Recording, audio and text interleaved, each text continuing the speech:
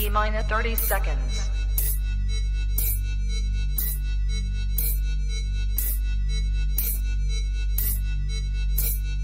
T-minus 20 seconds.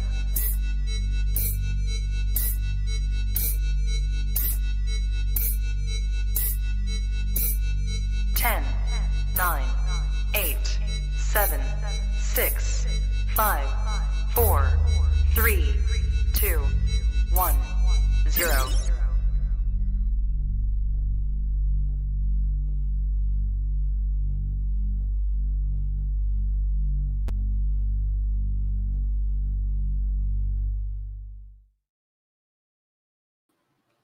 You are now tapped into the coolest reptile podcast in the world. Welcome to episode 389, Tree Monitor Tuesdays. Yes, we're back, baby. Oh, we're back. And do we have quite the episode for you guys tonight? But what is good? I'm your boy, MJ. How's everyone doing out there? If this is your first time tapping in, do your boy MJ a favor, man. Hit that like button, smash that subscribe button, hit that notification bell, select all. You'll be notified for every single podcast I drop here on this channel. You can listen to this podcast on all the major audio platforms such as Buzzsprout, Apple Podcasts, Spotify. Don't forget to rate, review, and subscribe. Thank you for all the love and support. No matter where you listen to this, thank you for spending your life with me.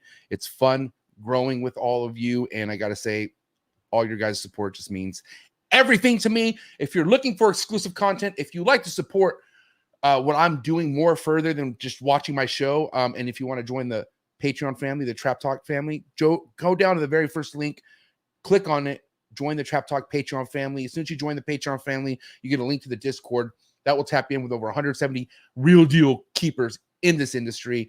And it's just a lot of fun, man. I'm telling you right now, and a lot of interaction, a lot of good way to market yourself with different species of reptiles that people are working with. So I just want to say big salute to the entire Trap Talk family. Love you guys. But yeah, come join the family, come fuck with us, and I'll see you guys at the top. I want to say, though, today's episode is brought to you by Sim Container. Let's go, Sim Container. Less steps, less stress. If it's a sim, it's a win. Anything I produce goes egg-wise, goes inside of a sim container. And been doing it since the beginning as far as all that goes. And it works. Works for not only me, works for a lot of other people. Sim is the truth. And I got to say, John and Alex, thank you so much for being the truth and being so supportive of this podcast. My very first sponsor ever. Right here, you're looking at it. So love those guys, man. Thank you so much. Go follow them on Instagram, Sim Container, okay? And get yourself a Sim box. It's the best. I also want to say that today's episode is brought to you by my boy over at Juggernaut Reptiles. Shout out to Elijah, and of course, shout out to his wife, Tiffany. If you're looking for someone who's really diverse in the reptiles and has awesome experience, not only breeding, but just how to put out YouTube stuff and just documentation. This is your guy right here, man. This guy's been doing it for a while, and it's cool to see people like an OG like this support my channel and my podcast and my vision. And yeah, been day one supporter since as long as I've known him. So thank you so much, Elijah. I appreciate your love and support. Go give him a follow on Instagram, Juggernaut Reptiles. Appreciate them so much. Tiffany, thank you so much.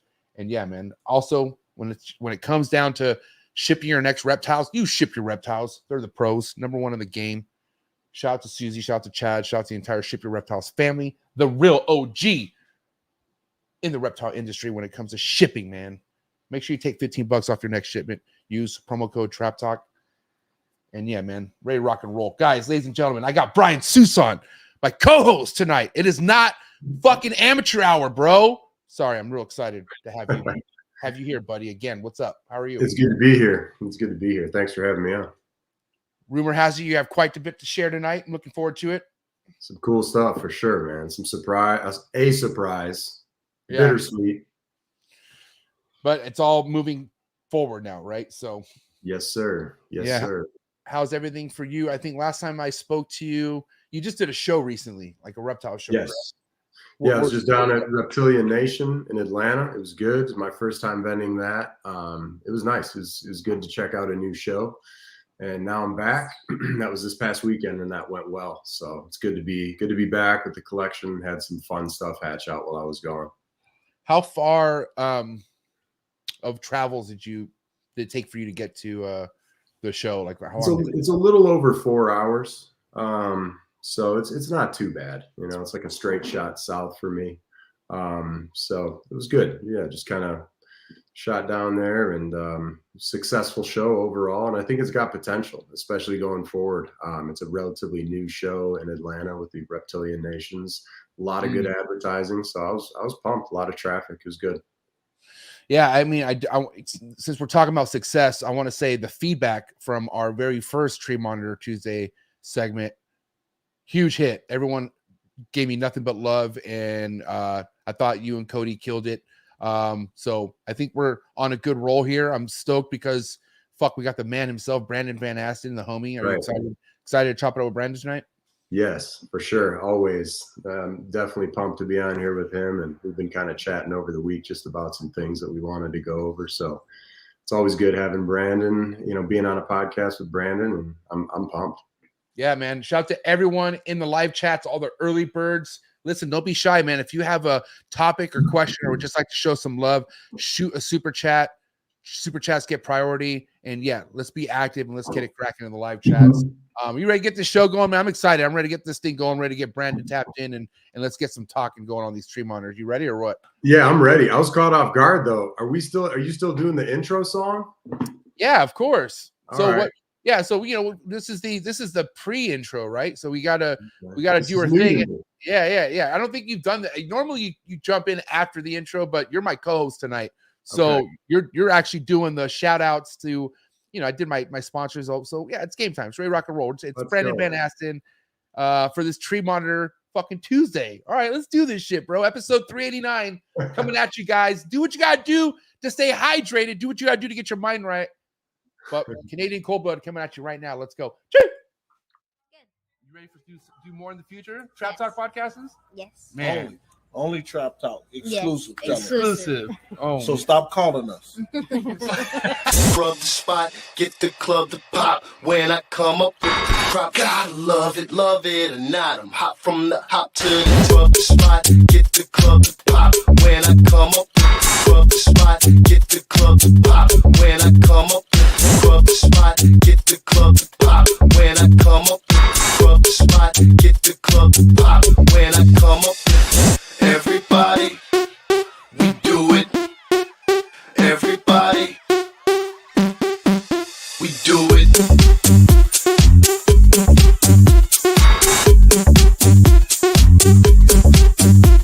Do it.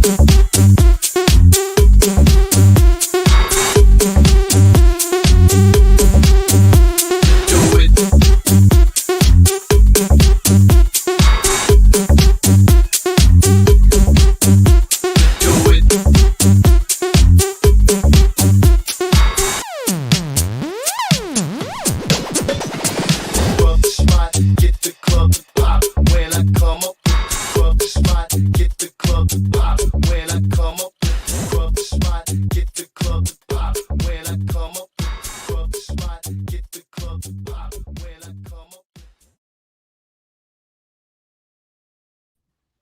Episode 389. We're live. Brandon Van Aston in the building. What is up, buddy? What's going on, fellas? Good to have Happy to be here with two of the best looking dudes in the Reptile game. Look at you guys. Damn, man. Thank you. Much love, man. I gotta say, you're keeping it legend with the hair growing. I love Oh, it. I know. I got it quite a bit short, but now I can put it back up because it had all summer to grow. So, Man. How's the summer been for you, buddy? it's good. It was good. Yeah, I did a long road trip halfway across Canada. Came back to the US, so that was good. Fishing wasn't the greatest this summer, but caught a few big ones. But yeah, it was good. Can't complain, man. Yeah, and then you came home and to a bunch of mating, bunch of locks going for you right now. I mean, it's crazy to see everything going at once. And when I mean everything, the species of tree monitors you work with, is that normally how it works for you? Everything goes all together, or what's it like typically?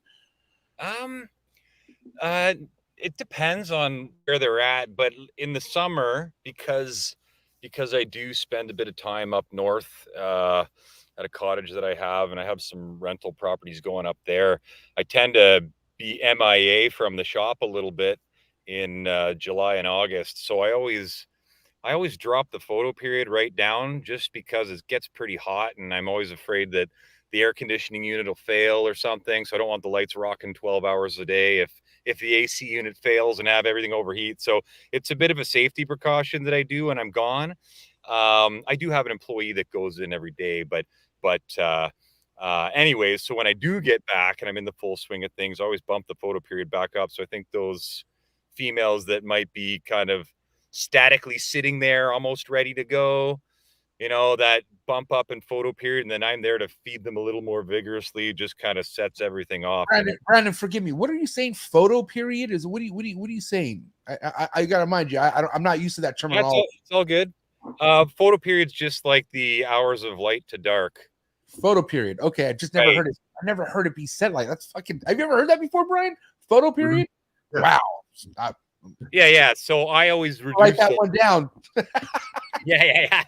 I always reduce the lighting when I'm gone, and then when I come back up, I put it back to a normal kind of 12 and 12, and that probably kicked a few females in the pants to cycle. A couple of those females that I posted pictures of, it was just their natural kind of, their natural part of their 3-month cycle. Anyways, it just hit perfectly when I came back. So. Yeah, I got really lucky, man. It made for great photos, that's for sure. Great photos and a great week. Yeah. So there's no heat. There's also no basking for them while this is all happening, correct? There's basking. Like in the summer when the photo period's reduced, they still have a basking spot and they still have their UV light on. It's just all the lights shut off much sooner than they normally would if I'm there. And like I said, it's just so they don't overheat if something were to fail, right? Like the air conditioning unit on the shop or something. So, and that's for 2 months. You said about July. Yeah, about 2 months. Yeah. Wow. It's not that I think it's necessarily beneficial, so to speak. It's just more for a safety thing that I do. Yeah. And do you have a backup generator for your stuff? I do. Yeah. Very good. Yeah.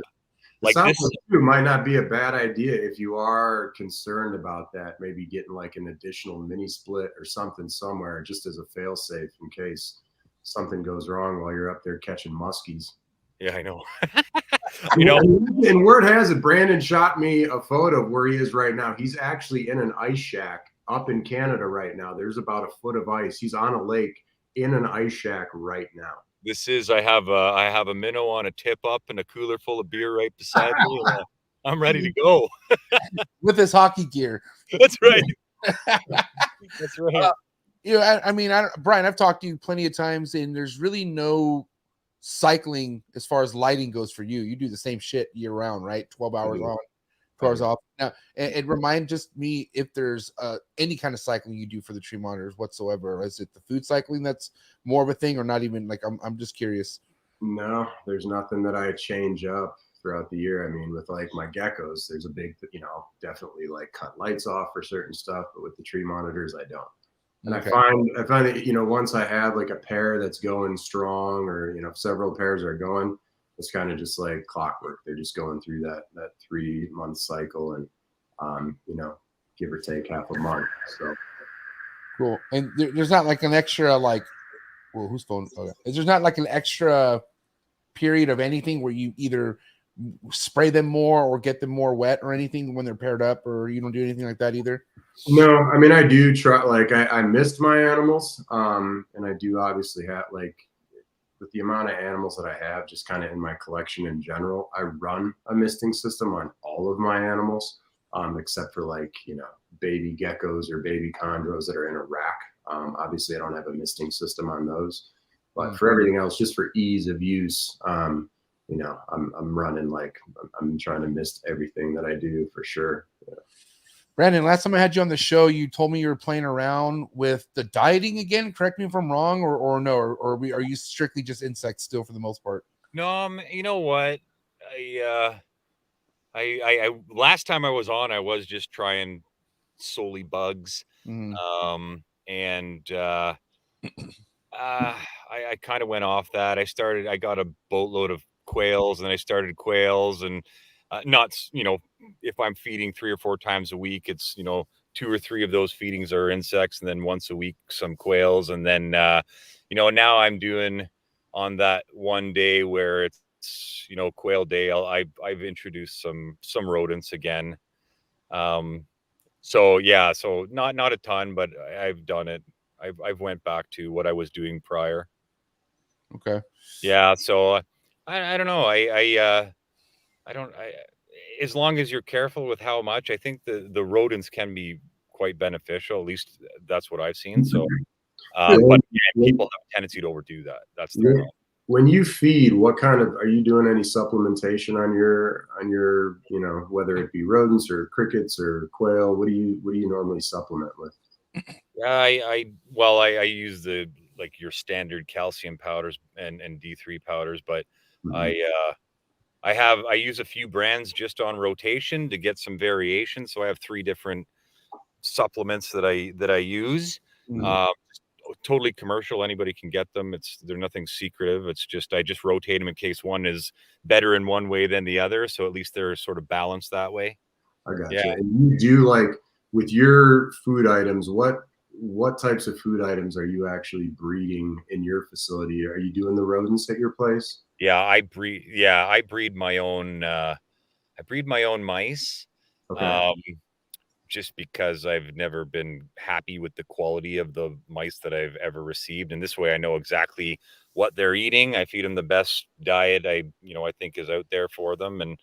And yeah, they're healthy rodents. And I think that translates well to healthy lizards too, right? Same with the insects. I mean, I don't raise my own crickets, obviously, but I make sure they're all really well gut loaded, right? With a whole variety of stuff that they mow on 24 hours before I feed. And I do breed some roaches, although I don't I don't get into the roach bin and sort through and grab as many as I should. So I'm pretty much crickets for the insect feeders, but I'd love to do more rodents. It's just I have to dial in a system of separating sizes and just get the time to do it right. It does take a bit of time, but It's interesting. It's interesting what, like, how different individuals will just have such preferences, you know, even amongst, like, you know, if you're going through a certain animal doesn't like crickets, this animal doesn't like roaches, this animal doesn't like mice, like every one of them is so different.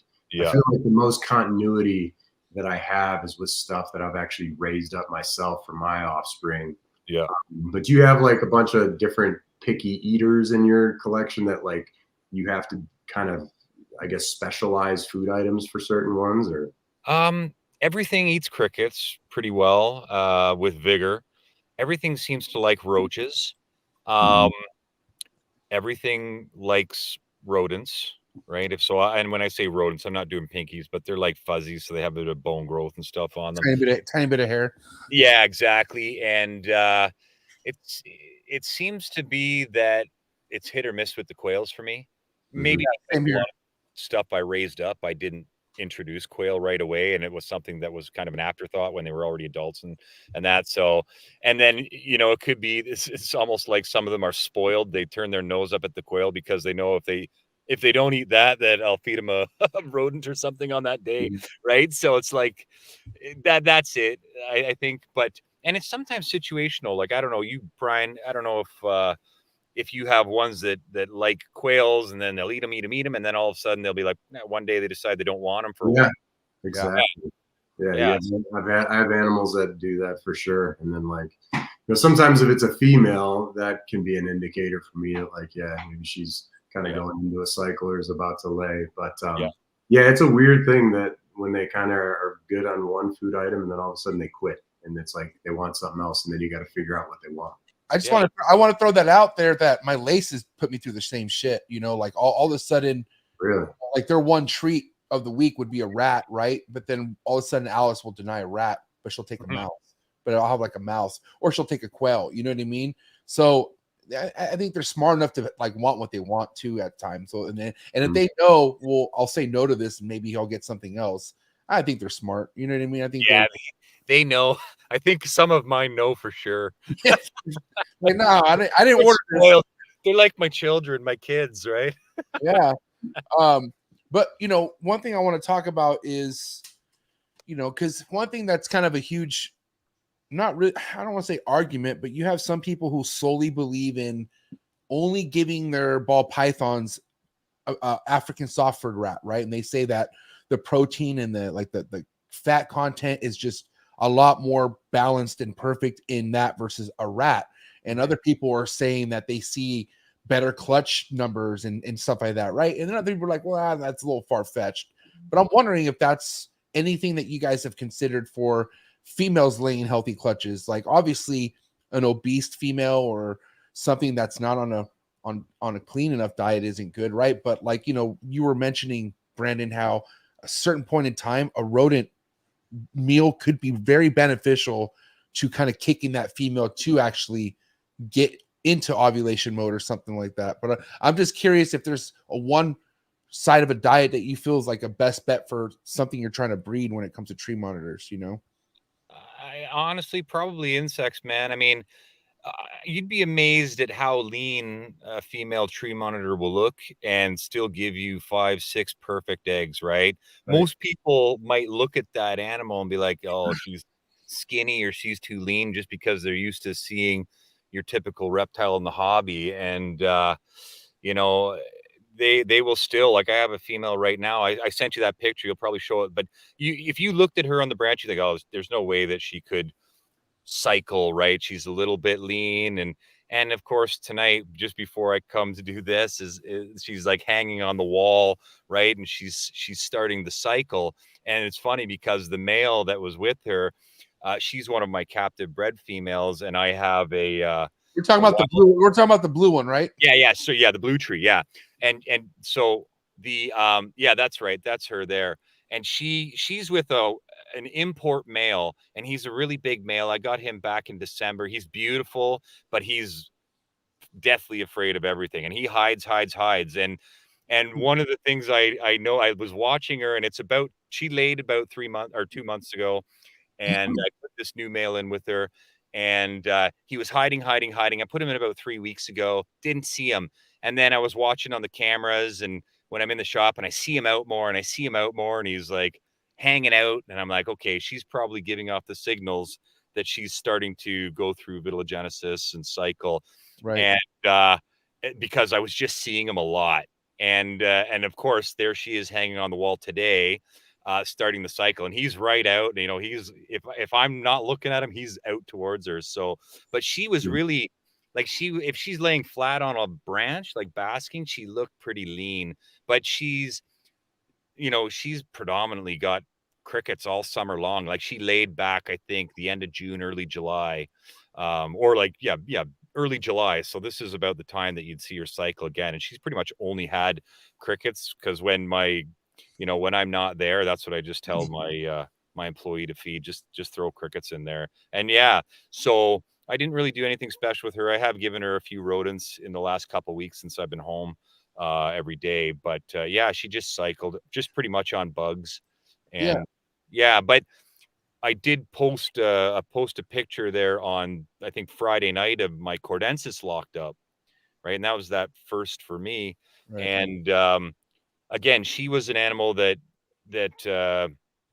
I got back in, I think, June, and she was fed bugs all summer, and she was showing signs of building. So literally on Wednesday and Thursday, I fed her a few pinkies, right? I thought, well, maybe this will put her over the edge. So this is where the pinkies come in. I thought maybe that'll put her over the edge. And so I fed her probably 2 or 3 pinkies on Wednesday and another couple on Thursday. And then Friday night, they were locked up. So I don't know if that had anything to do with it, but maybe that little extra boost. I think that's where pinkies come in, like rodents. Right. But like, for instance, how, like, because I was told that if they still want to eat, go ahead and feed them. You know what I mean? Sure. So are you still offering some sort of a meal to them every single day, or how often are you feeding in this stage? Like, if you see that, all right, they're mating, she's hungry, like, because I noticed there's a little bit of a pep in their step when they eat. Like, they're like a little bit more aggressive when they eat. You know what I mean? So how often are you doing that offering of a fuzzy or some type of a rodent compared to an insect? This like, she was obviously building to me. She was starting to hang on the wall. So that's when I was like, okay, I offered her a couple days in a row some rodents. But going forward, after they have a few good locks like this, I'll just feed her every second day, like normal. Until she ovulates, I might give a few more rodents so she can build up some extra fat for the eggs. But after that, it's just normal, mostly bugs. And then once a week, try a quail or rodent or something. Yeah. Yeah, nothing special. That was just to put her over the edge, I thought. That's what I thought in my head. I was like, I'll just feed her a little bit of extra fatty meal just to kind of get her maybe past some sort of hump. And I don't know if it worked or not, but they were locked up. They may have been locked up anyways, whether it did that or not. I don't know. I'm curious, back to this photo that we had up with, the hanging of the blue tree monitor. Yeah. Now you were talking about how like it looked low on this photo that we're looking at. I'll pull it back up. A lot of it is mainly like carrying lower. And then it kind of like, as we get closer to ovulation, that mass that like where all that gut's at basically kind of moves higher. It's more of a midsection, correct? Yeah. So that one is just building follicles in her ovary, right? And I find when they do that, it almost looks like they have towards their rear hips. It's like, honestly, the smaller the female, it almost looks like they swallow a bit of a hockey puck or something. They have like, you can almost see their ovaries just swollen in their sides, right?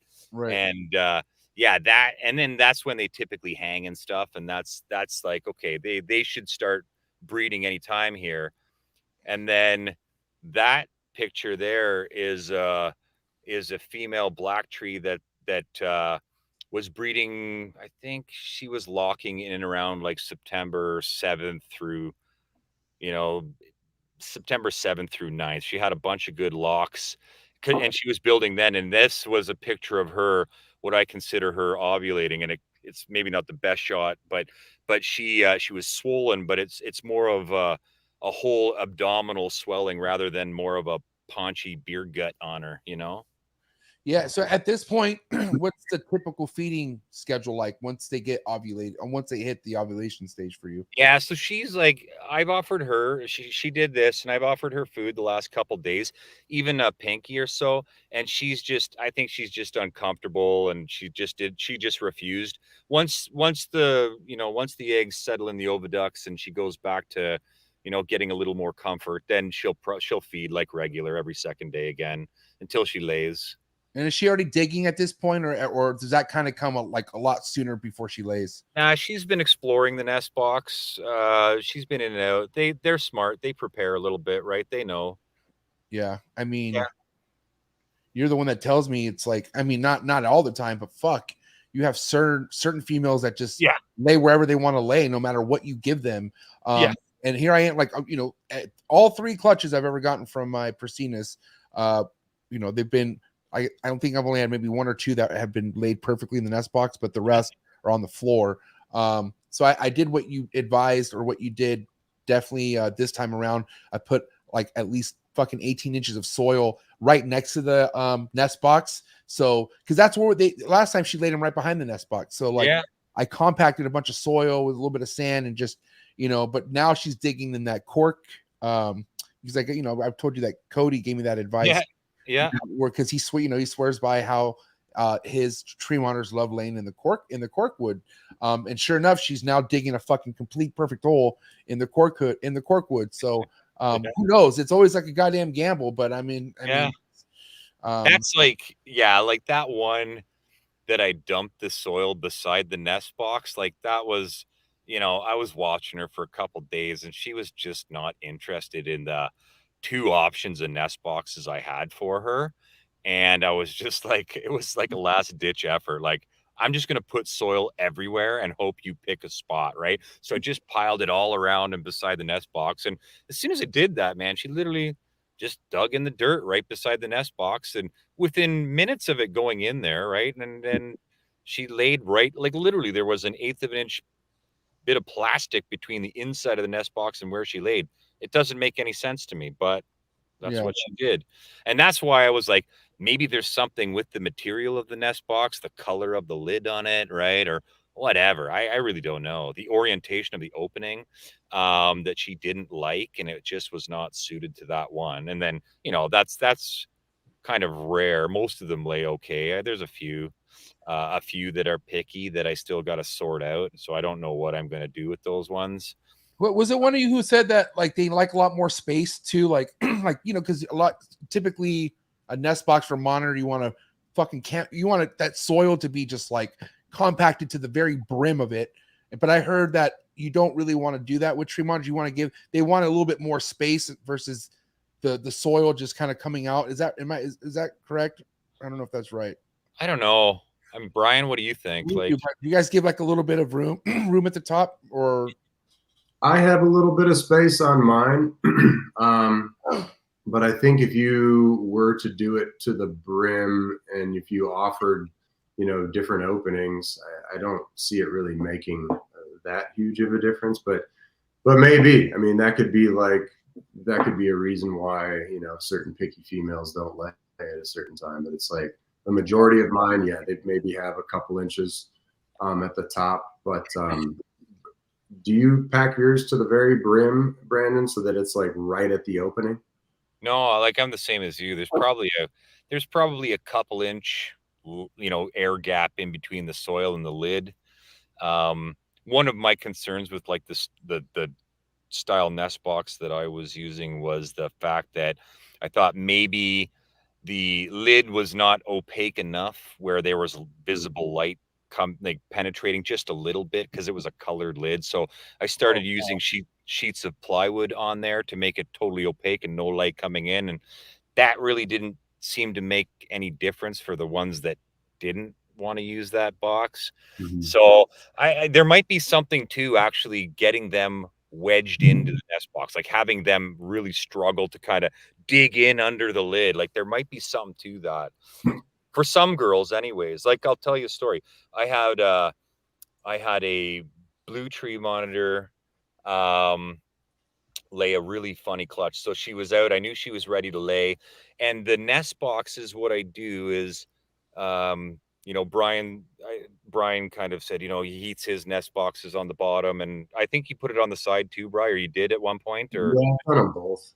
Yeah. So so what I did was I put a heat pad and the thermostat probe underneath the nest box, but I was afraid that the weight of the nest box might compress the thermostat probe and the heat pad together and maybe wear a hole in the heat mat or something. So I wanted something underneath the nest box that was nice and fluffy. So I put about an inch and a half layer of peat moss down. I dug out the cypress mulch and I filled about an inch and a half layer where the nest box would go of peat moss, and then put the heat pad on that with the probe so that it wouldn't, damage the heat mat on a hard wooden surface for my enclosures. And so that female disappeared and I'm like, okay, great. She's in the nest box. I let her go. She came out of the nest. Well, I thought she came out of the nest box. She came out and she sat on the branch and I'm like, basking, and I'm like, okay, yeah, she laid her eggs, so I'm gonna go look for them. So I opened the lid of the nest box and I'm looking around in there and I'm like, she didn't even dig in here. I'm like, where the hell are the eggs? So I'm starting to like panic. I'm like, I gotta find the eggs before bugs find them or something, right? And so I'm looking through the enclosure, ripping bark out and digging mulch up, and I'm like, she didn't lay anywhere. I'm like, what the hell's going on?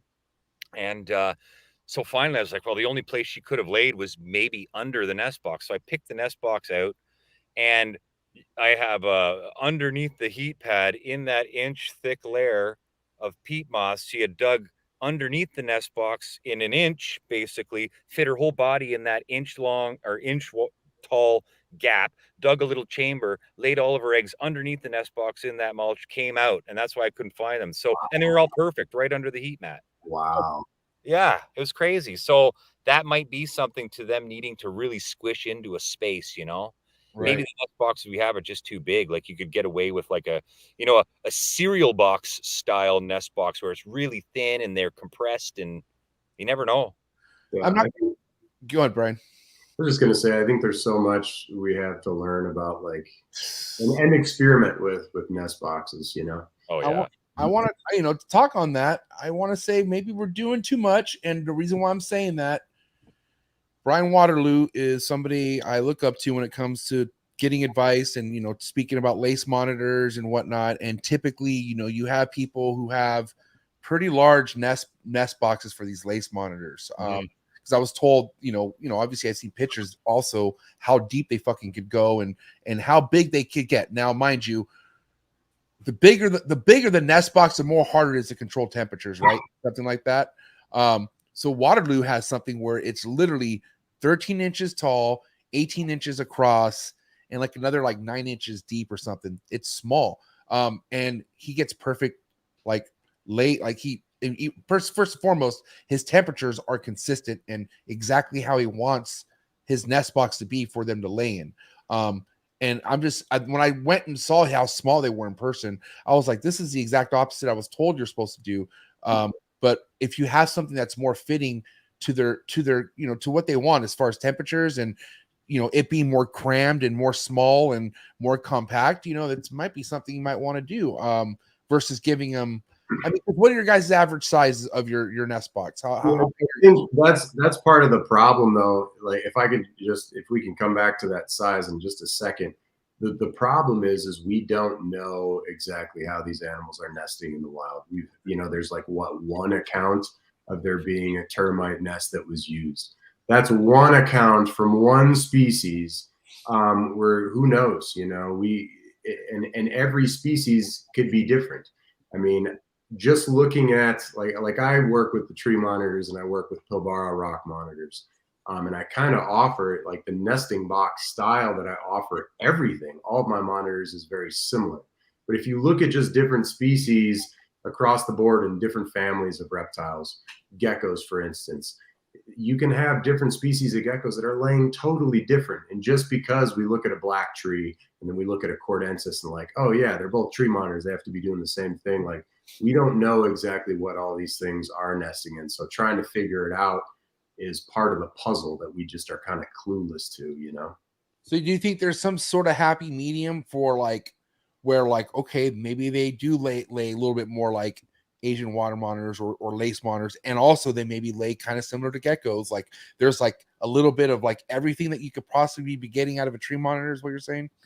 I'm just saying we don't know. We have such limited information. Like I said, to my knowledge, I've only ever heard of one account of like a nest being found. So I'd love to hear more about that, because just across the board, like black trees could be nesting in a total different spot than blue trees. And we don't know, we just don't know. Well, I mean, you guys have both bred multiple species of tree monitors, right? From what I know, Bryan, you have, right? Or just blues?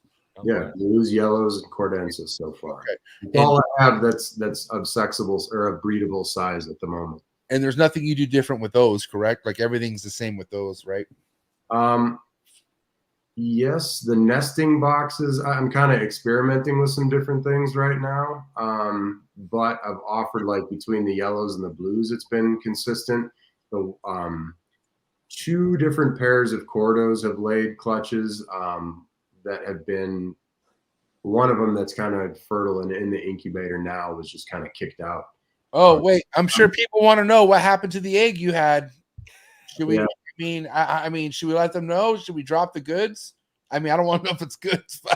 Yeah. So, I mean, but like I guess to put into, like, before we jump into that same female that threw out that kind of mystery egg, she, after that happened, I paired her with a male, just to make sure that like the next round would be hopefully fertilized. And even with those, she did not like the nest box that I had in there. So, but to be fair too, that's like, they're a smaller species than the others, and the nest box that I'm using is the same size that I offer the blues and the yellows. So maybe, maybe they want something tighter, and that's kind of something that I'm experimenting with right now.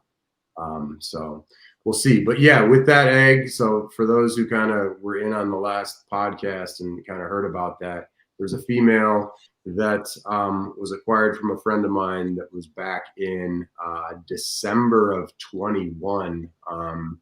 And potentially could have been, there was 2 animals that were basically, that went to a friend of mine. And one of them was raised since it was a hatchling.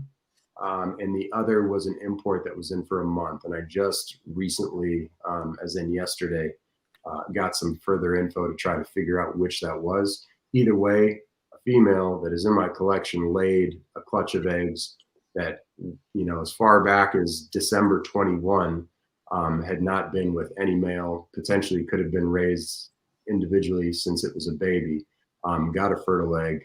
Long story short, the egg hatched.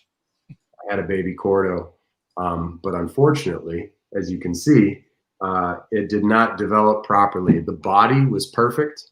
The tail was slightly a little bit corkscrewy, but you can see there's a reduced eye on this side, and then on the other side of the head, there is no eye at all, and the jaw was kind of definitely deformed.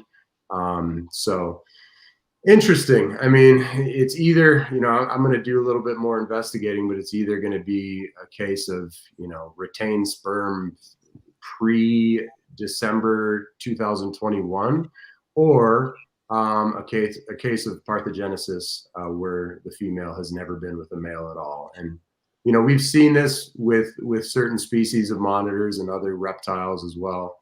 And you know, if you look at it from an evolutionary standpoint, it's definitely like a great thing potentially for an animal that's on some of these little small islands. You know, hurricane comes, blows something off, animal ends up on an island, you know, somewhere far away, and it's one animal. I mean, you know what, we've got mourning geckos that you can have, they're all females, right? I mean, they only reproduce via parthenogenesis, if I'm not mistaken. Is that right with mourning geckos, Brandon? I think, yes, like lugubrious or something. I'm not sure if it's mourning geckos. I don't know, but there are species of gecko, you're right, that are all like very parthenogenic anyways. Yeah. So, but like just so people understand, like if that was the result of mating between that female and a male, that would have been like a year and 4 or 5 months ago, right, Bryan? And so that would have been retained sperm for a year and 5 months, which is, if it was, that's if that was the case. If it was, I don't think it's likely. I think you're probably looking at a partho one there. Yeah, I don't know. I just received photos from my friend who was the original one to get these from the importer. So we'll find out. I'm going to do some more digging, but either way, it's a novel thing. You know, to my knowledge, it hasn't been recorded with cordensis, and I haven't heard of it being recorded with tree monitors. Obviously, again, like we know about it with Komodos, a couple other species of monitors out there. But either way, it's still interesting and potentially a first. It's just a bummer that the little guy didn't make it, because unfortunately, as you can see, I mean, that animal had to be euthanized. So the body looks amazing though, like you were saying. Like and the poor little guy had spunk too. I mean, he was trying to crawl around, but you know, I tried to get in there and like open the mouth just with an index card, and everything was jacked up in there. So poor guy. I did keep the specimen. I do have it, you know, pickled, and so, you know, at some point later down the road, if I'm making a sandwich, I can just slice it up and add it to a nice turkey. Pickle. Hey, Bryan, I'm going to ask you this. You might know this more because you probably have more leachionists than I do, but have you ever had a partho leachy egg? I have not, but so my friends Andrew and Sarah Gilpin are actually staying at the house tonight. They're out herping as we speak. I had the podcast tonight. But I talked to them about this earlier. I personally have had partho eggs that looked fertile, didn't go the distance. Most of the leachies that were partho that have hatched out, I think usually have something wrong with them and they don't end up making it. However, I believe, so Andrew was telling me that the Salzmans, Kyle and Crystal at Geconidase geckos, they've got several generations of partho babies perfectly healthy from a single female that has been kicking out healthy offspring. Wow. So, you know, it's not always the case, you know, that they're jacked up like that, but that was kind of cool to hear. Okay, because I had one partho leachy egg, and that baby was, like you said, all jacked up too.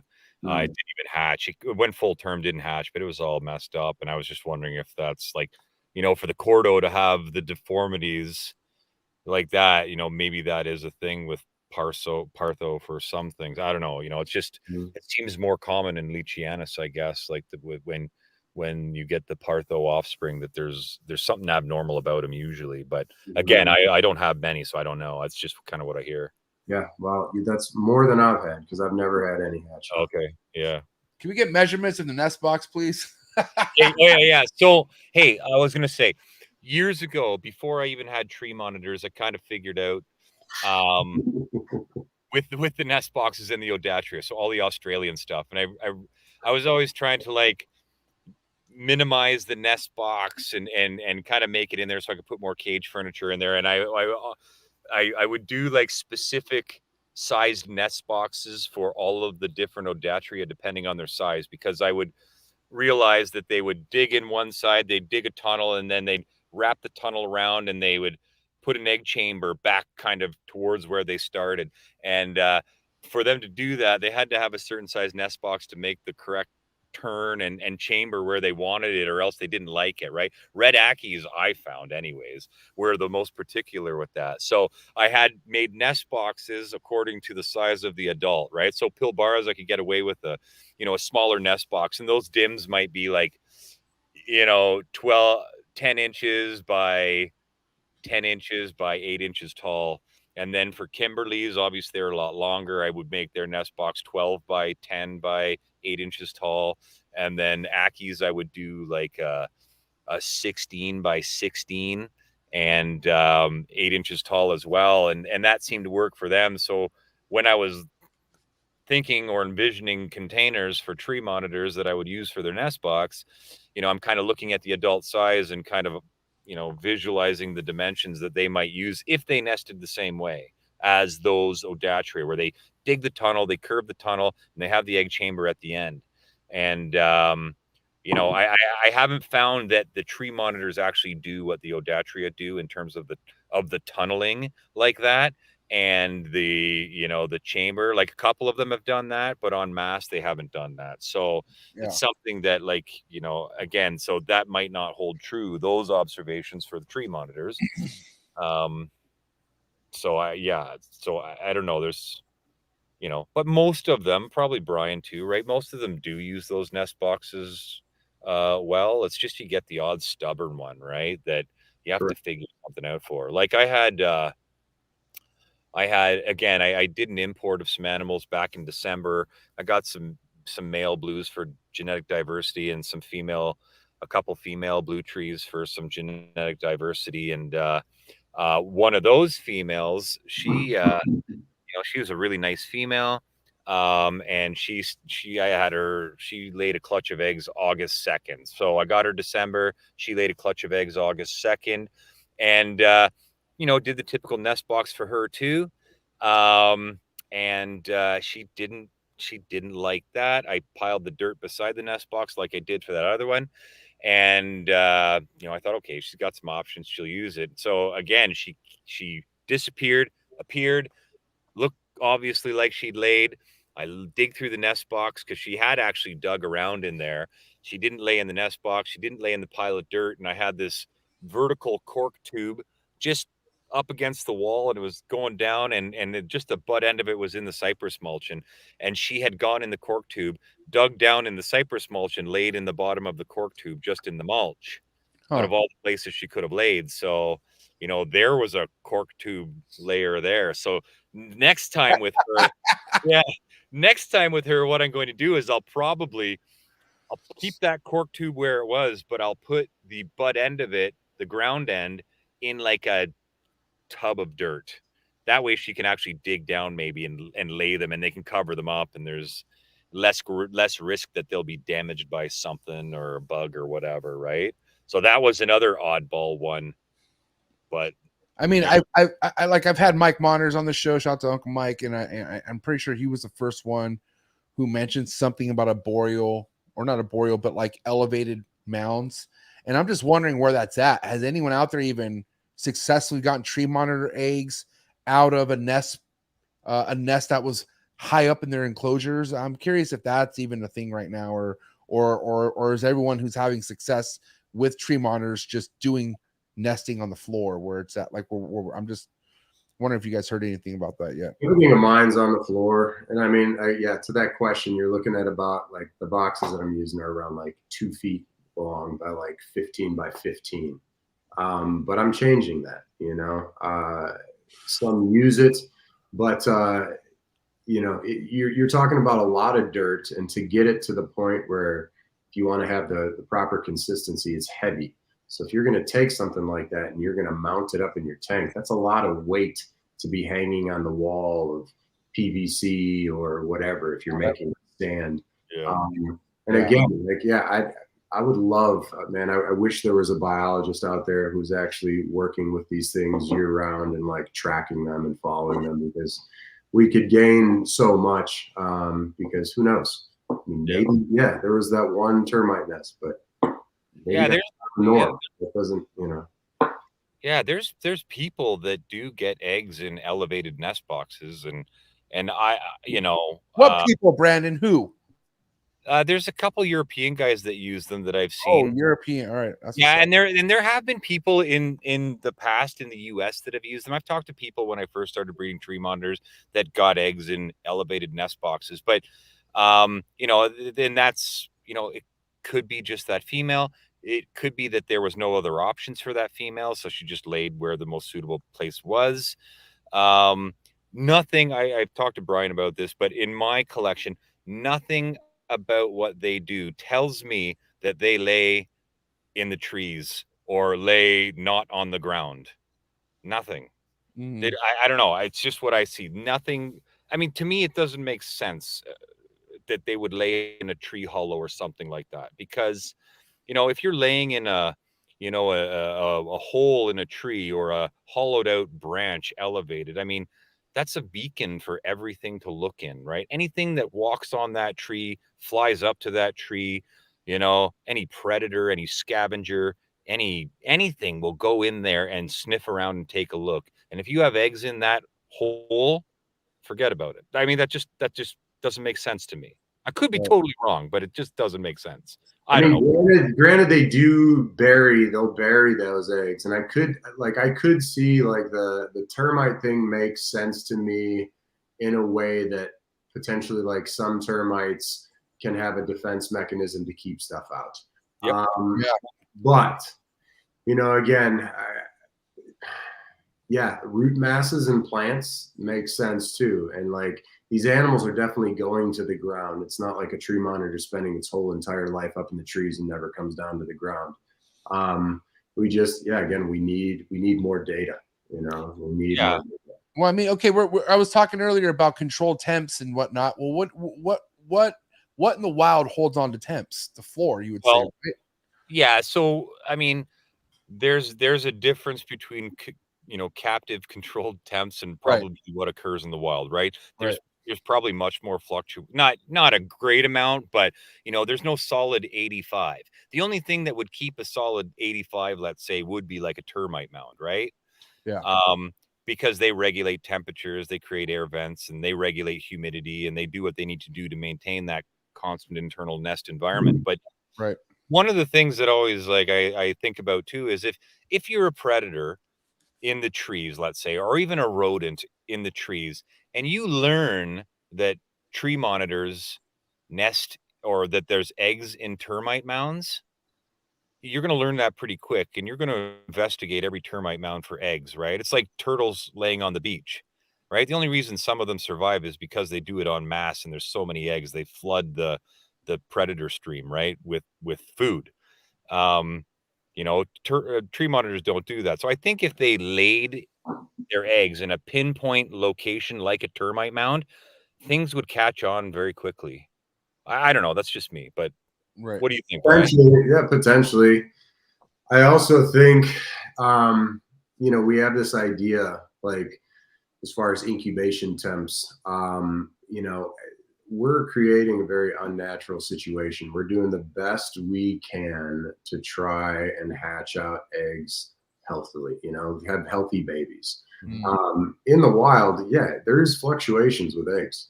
And I think I would presume so. Again, I can't say for sure because I've not studied tree monitors in the wild and put a temp probe to look at fluctuations, but most eggs out there in the reptilian world can handle fluctuations.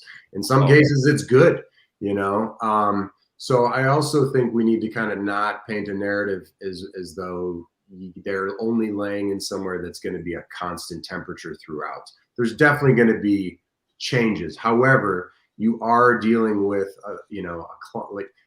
a climate that is pretty stable throughout the year. There's changes, minor changes day, obviously there's changes day to night. But it's not like you're having crazy massive fluctuations like we're having in a temperate zone. And most places in America can't match that type of fucking temperature unless it's super controlled. So that's right. That's why it's why we incubate eggs. We figured that out, but in the wild, that's not to say.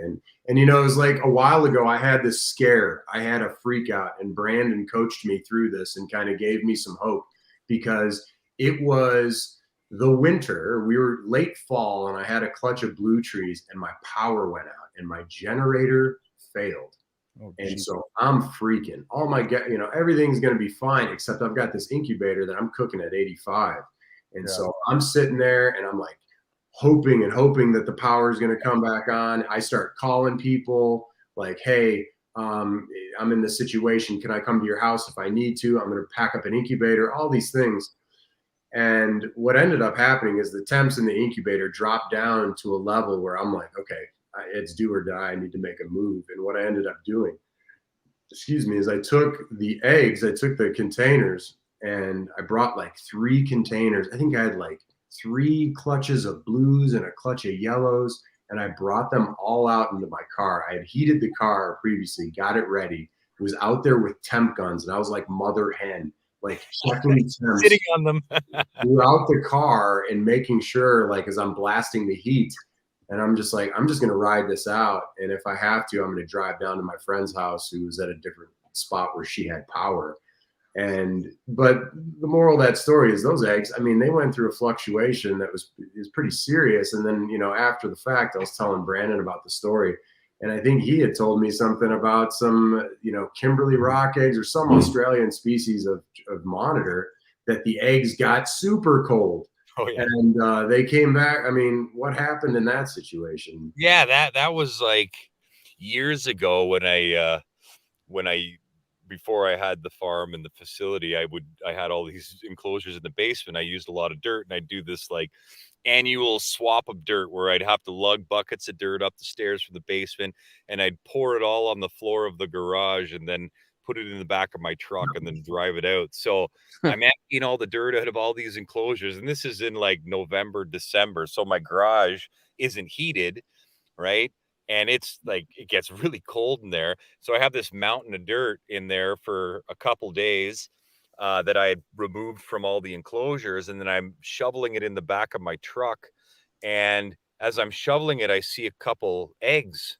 I'm like, oh, crap, I missed them, right? Like I didn't even know they were there. I just was scooping, shoveling dirt in the buckets. And it was cold in that garage. Like, I'm talking, in Fahrenheit, I'm not sure, but you're, maybe 10 degrees Celsius or something, right? Like really cold, and even colder than that. Like, I'm being generous with that. It got cold, and they were probably in there for a couple days before I decided to unload in the back truck. I took those eggs and put them in the incubator, and they still hatched. They were Pilbara rock monitors, right?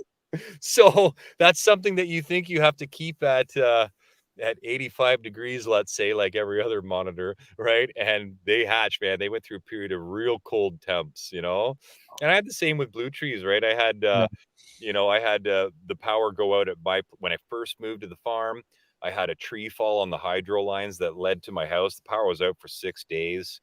And, I had a Jenny kind of trying to run the incubator, but they were in that incubator, and the temperature dropped to probably, mid to high 70s when I wasn't there. And I wasn't worried about that one at all, right? Because I just, I'd seen worse before. So I was like, okay. But yeah, like I always say with incubation, the eggs are tough. Like, a good egg is pretty tough, and temperature is not the scary thing for me. Overheating is, yes, but getting cool, not a big thing, right? I mean, I've had multiple podcasts where people were like, in the same scenario, temps drop. And anytime you hear temps drop, you normally hear that the eggs made it. It's more of the overheating is what could fucking wipe out an egg, Yeah. I'm assuming, right? Yeah. Anything that spikes well over what the norm or what the average should be is what could be detrimental to an egg going the distance, right? You would say? Yeah. That's when, if it's prolonged spike or something, you get deformities and weird stuff happening. If it happens at the right stage of development, like you'll like this, MJ, because you have ball pythons. I used to breed ball pythons back in the day, and I always just threw my ball python clutches in my big monitor incubator, which was at 85. And you know how you guys incubate ball pythons at what, 88, 89? 80s. I do 87 and a half, 88. Okay. That's I'm right, 88, I would say. 87. Okay. Yeah, so I always found it hilarious because I'd always listen to all these other ball guys and incubating in the high 80s, and then they had, relative to what I would hatch out, they had some small babies, they had problem feeders. And when I incubated them at 85, which was like significantly cooler than the rest of the people locally, mainly because I wasn't too concerned about ball pythons. I had a bunch of them, but and those babies, they all hatched out super fat. They all fed amazingly, like right out of the gate. I never had any problems with them. And I just think that oftentimes people push the envelope on temperature, and they worry too much about like maintaining that perfect temperature with incubation. What are you incubating your average tree monitor eggs at, Brandon? Yeah, they're like between 84 and 85 in there. Yeah. You're 85. You're 85 straight, right, Brian? Yeah, I want to mess around with that too. Just try some things. I'm curious. Yeah. Now, are you guys noticing at a period of time the temps go up because of egg development? Like, are you noticing like a slight spike in the temps, and that's kind of like for instance, with chondros, as you know, Brian, there's a certain point where you have to create more airflow because like as that egg is developing, you start to see more moisture and shit develop. So it's important to kind of air it out. Is that the kind of same thing with the tree monitors? Are you seeing? I air mine out when I notice that there's too much condensation, but I also do ventilation in my egg box as well. But I don't think my temps with what I'm incubating, I'm not having crazy spikes with mine. Yeah, same here. If they are, to be honest with you, I'm not even noticing it or checking it. Babies are they hatch and they're all healthy. I've not had obviously this past one that was that jacked up situation with that little Cordo. I've not had any sort of like deformities or anything in any animals happen. So yeah, on wood. Yeah, like early on, the first time female, I think the first blue tree I ever hatched, I did have an issue that like hatched out and it's like belly was super open, like it wasn't like a normal slit, and that one didn't make it. But that was a first time female. But like after that was the only time I've ever had an issue with that. Pause this real quick. Except for that two-headed one that I have now, it's 3 years old. You ever see a two-headed blue tree monitor? Wait, what? You hatched out a what? You fucker. Hey, listen, hold on. Let's pause this real quick. Only because I have to do what I got to do. The like ratio is just not respectable, guys. What the hell? We have shy of 70 people tapped in and only like 40 likes. Can we get the likes up? Because this is such a fucking fire ass episode, and we're just now getting warmed up. So please, let's get the likes up. And I'm curious as far as how much you guys really mess with the egg box. Like, are you somebody like even if you don't see any moisture dropping down or anything, are you guys still at a period of time throughout the week, like opening up the egg box and just giving it air? And if so, how often are you guys doing that? I just did it today. When I was sending you those pictures of those eggs, MJ, right. A couple of them had a little bit of condensation on the lid, so I just took the lid right off and put it kitty corner on the egg box, and I just let it air out a bit.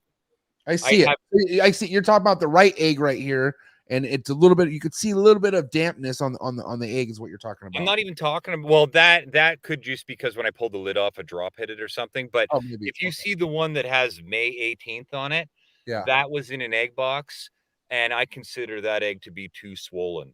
So if I see that egg like that, that's when I take the lid off the nest box and dry it out a little bit. The one, if you're looking at it on the left, I consider that to be a decently shaped egg, and that one I wouldn't be mucking with. But yeah, like I'll take the lid off and let it dry out a bit, and I'll play with them.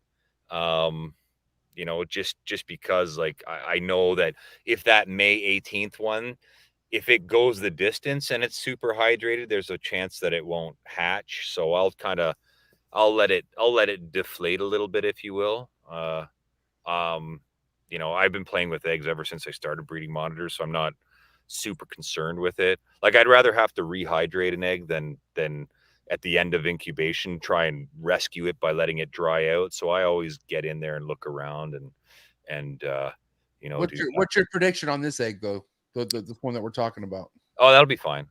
Okay, It'll be fine because you caught it in time, is what you're saying? yeah, exactly right. It's just a little swollen, so I just left the lid off. I have to leave a reminder tag on my on the door of my shops so that when I open it, I remind myself that, oh yeah, I did remove the lids, so I don't leave them open for days on end. But I'll let it sit like that for a few hours so that it can dry out a bit. And then I have a little reservoir for water in there, so it'll dry out slowly. It's not like it's a jerky machine or anything. And just going back to temperature, like we just assume that they like 85 because that's kind of what's worked. And I was saying this to somebody on the weekend because we had a big reptile show up here. They're like, how do you know that it's 85? And I'm like, I don't. All I know is that I've hatched them, right? I've hatched them at 85. I've raised up offspring that I've hatched, and those offspring and the females of those offspring have gone on to reproduce successfully, and the eggs that they've produced have been fertile and hatched perfectly. So to me, it's like, okay, that's what I want as a breeder. That's a gauge of that's an okay temperature, right? So if you've done the longitudinal, I guess, research or experiment with it at 85 and you've raised up those things and you realize there's no reproductive abnormalities and they're seemingly a perfectly healthy monitor, then 85 it is. It works, right? You can't really argue with it, I suppose. And for people who are just kind of wrapping their head around what we're talking about right now, you're saying in a period where you have an egg or I mean, are we talking maybe any reptile egg in this sense? If it gets too hydrated, you're going to want to give it more airflow and is that what you're saying or yeah, I mean, I just do it with any egg you can keep any egg too wet and it won't hatch, right? But monitors seem particularly sensitive to it. In my experience, like I've bred a lot of stuff and certain things are really forgiving to excess moisture. Monitor eggs don't seem to be that way. So they're the ones that I pay the most attention to. Mm-hmm. Bryan, what about you? All the geckos that you've done, do you notice like them being as sensitive to hydration as I've had more issues with gecko eggs than I have monitor eggs. Yeah, eh? Yeah, and that's like mostly been, adding, there's times where I'll have a container and I've got my eggs in there and those are going the distance and I keep adding eggs, stuff is hatching and I'm just using the same container. So that substrate over time is drying out. And I've made the mistake of adding a little bit too much water to try and rehydrate it. And all of a sudden eggs get swollen. And I mean, I've lost. There was a year where I lost a nice chunk of eggs. That was pretty devastating to me. And that was with geckos. With any of the monitors, I'm doing a fresh container for everything. So I don't really have an issue with that. I'm always starting fresh each time. It's not like I'm reusing anything. But yeah, I would say like erring on the drier side is probably safer. Just my experience with geckos. Because again, I believe I might be incubating my stuff with a little bit higher water ratio than Brandon is, but we both are having really good success. But I've not yet had a monitor egg dry out on me. So in rehydrating an egg is easier than trying to dehydrate an egg. All right, boys, we're talking about eggs. What do we call it here? Here's my one soldier. What does this look like to you, Brandon? Does it look like it's overhydrated at all, or I think that one looks pretty good, buddy. Yeah, Bryan? Yeah, that looks good to me, man. That's gonna hatch. It's gonna be a healthy baby. Yeah, that's gonna be an MJ green line, buddy, right there. I like that. That makes me want to get high. I'm not even joking. How far along is that? What day you on? 145. Oh boy, I know. He's Oh, getting boy. close. it's gonna be in 1 week. We're gonna have a happy camper. I cannot believe it. Now, I'm curious because I do see a lot of different methods people like to go with when it comes to the monitor emerging out of the egg. Some keep them together for a little bit, but what is it? What's like, let's say I get there, right? And it all works out. What's the best way that you guys discovered to go like step by step as far as for the tree monitor when they come out of the egg? Like, where do you put them at as soon as they come out? Like, if we could kind of just break those steps down, and whoever wants to go first. Yeah, I think Bryan and I probably do the same thing. I mean, for me, they hatch, and they don't all hatch instantaneously. So I'll open the egg box, and any hatchling that is there while the other ones are still poking their heads out, I'll pull them out and I'll put them in a little container inside the incubator with not a wet paper towel, just a little bit moist, so it can kind of heal up. And then I do that with the rest of them as they emerge, and keep them in the incubator kind of 24 hours after they hatch. And then I move them right into a 3 foot long by 18-inch tall by 2 foot deep enclosure, and I put them all individually, every single one. Not together, correct? Correct, all individual. And that doesn't matter the species. That's how you do them. That's how you do them all, correct? That's how I do them all, given the if I have the cage space, that's how I do it, right? Certain things, in my opinion, are more sensitive to, their siblings in an enclosure, like in the same enclosure, like blue trees and black trees. They do not, you'll have a few that, if you had a clutch of 5, you're going to get 1 or 2 that don't do well in that situation. Just because they're stressed, Blues are shyer than the other species. Yeah, they're way shyer. So, like, I think it's easier for there to be a dominant one, and then one or a couple are just like, man, I don't want to go out there. Yeah. Now, wait. What if you have a certified, trained United States captain born and bred from Cody, and there's like a stamp of approval that this thing is trained to get along with its siblings when it had to. I'm just kidding. Yeah, he's got whatever he's doing with his baby greens. There's some magic there, so I can't argue with him on the green. But you are curious what that's like with the other species if he ever gets to that point, right? Like if he tries to do that, because I was told that black tree monitors are more notorious for fucking each other up or something like that at a young age. Somebody commented something on video saying, "Oh, don't put them together, MJ. Like, not the black ones. It's gonna be bad." And I just didn't know if that was just far-fetched or what they meant by that. Well, are you talking about messing each other up, or are you talking about more likely to be tame and trusting? I'm saying more likely to mess each other up. Okay.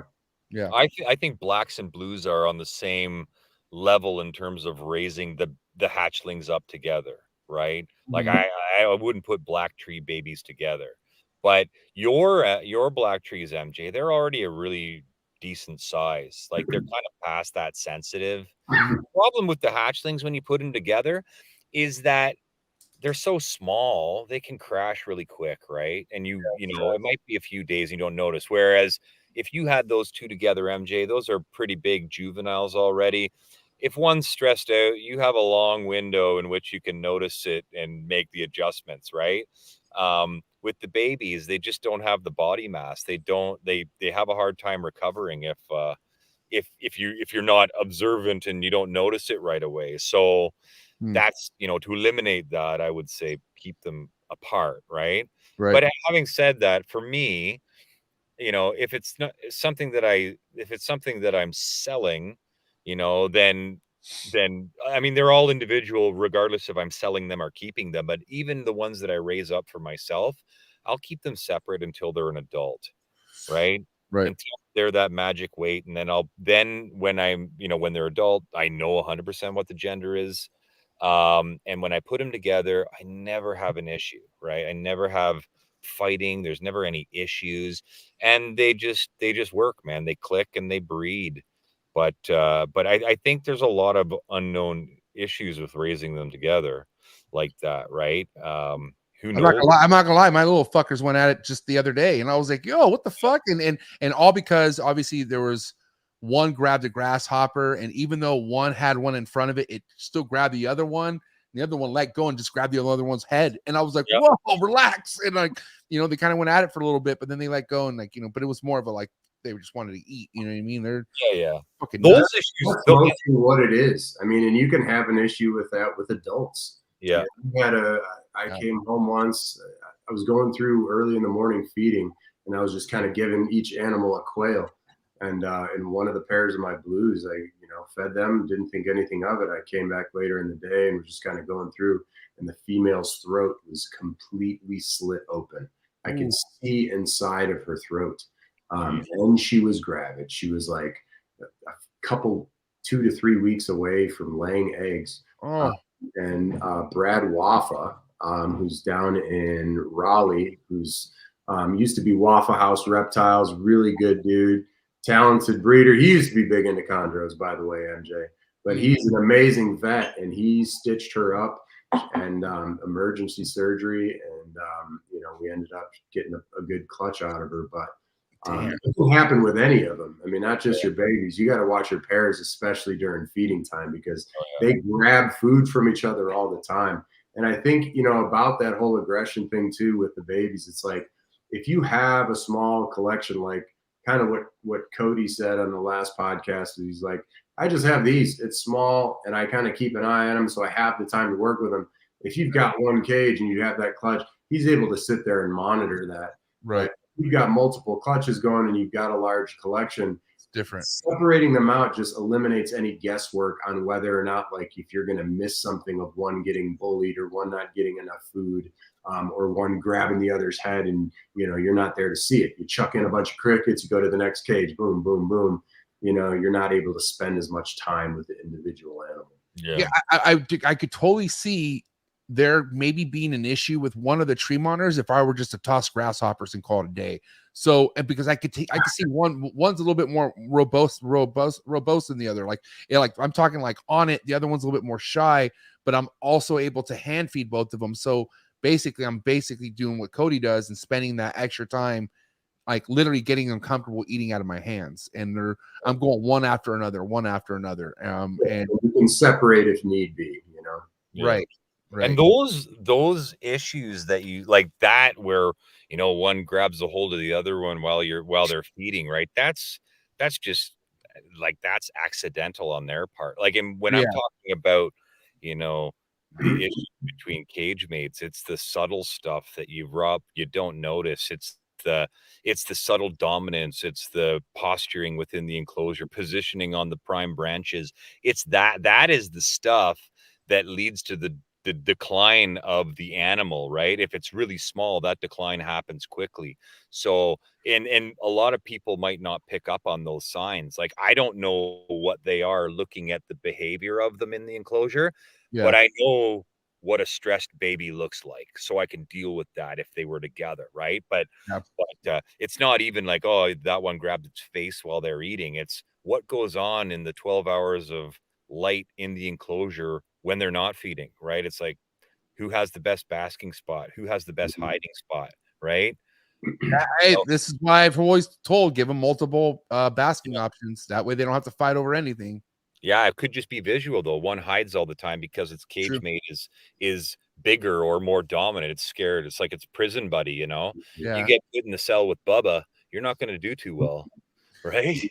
Yeah, I guess you're right. Every pair is different, Right. Every animal's different. Within the clutch, you got two there, and one of them is just shyer by nature, whereas the other you can go in there and pick it up.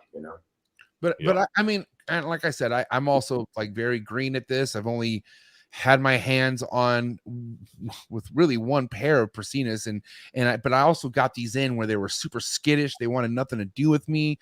They're fucking mean. Like the female would actually like jump on me and bite me. She was very psychotic, but we've come this far to where, they don't scatter when I walk by the enclosure. Like they're very just like very confident. And I'm wondering with time, is that majority of the case with any tree monitor you work with? If you just don't rush things and you just, obviously keep the overhead low, like we're saying, if you have all these things cracking off, it's going to be a lot harder for you to be spending so much time and dedicating yourself to like getting something that dialed in, but also we're in a stage where you shouldn't be kind of that fucking Mr. mass producer, you know. We're not at that time of our lives where that's the right thing, you know. Like obviously you guys are doing what you're doing, but I'm just saying, like, you should be coming into this trying to figure out how to keep it the best way versus just like, oh, let me just fucking breathe this shit, you know what I mean? So I just think there's, like Bryan said, there's still so much to learn and so much to get information wise on these, and I think there's a lot more to come, I think, you know. Yeah. You know, but like to your point, the wild caught ones, they'll settle down. I mean, you know, they've had the trauma of being captured or shipped or whatever, Mhm. right? They're not very trusting to begin with. They're in a whole new surrounding. Like, you know, all of my original animals were wild caught animals. You know, and they're, you know, I don't particularly socialize with them like Cody would, and do I kind of just let them be and let them do their thing in the enclosure, and they just naturally over the years progress to trust me and come out on me, and I'm not in there, you know, doing what a lot of guys are doing in terms of like the socialization stuff. I'm not particularly concerned about making sure that, you know, they climb onto my arm, and that's fine if you do. It's just I have enough stuff and enough things going on that, you know, I throw bugs in and they see, you know what I mean, and whatever.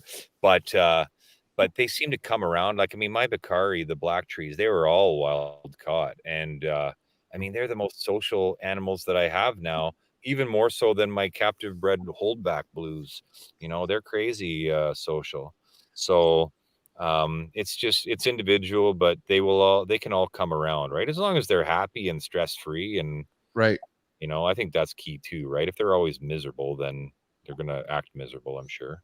I think Yeah. it takes time too. You know, one of the things that maybe half of my customers will ask for, and that's very important to them, is to get a socialized animal.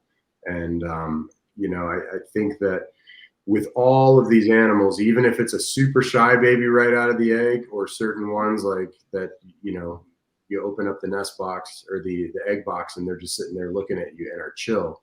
I think no matter what, as they mature, even if it is a shy baby at the beginning, once they reach adulthood, they kind of have gotten enough size, they've got enough experience and time with you where they're, you know, yeah, they still may not like you going in and, you know, touching them, but they'll come out and grab food from you, what I've found, regardless of the species.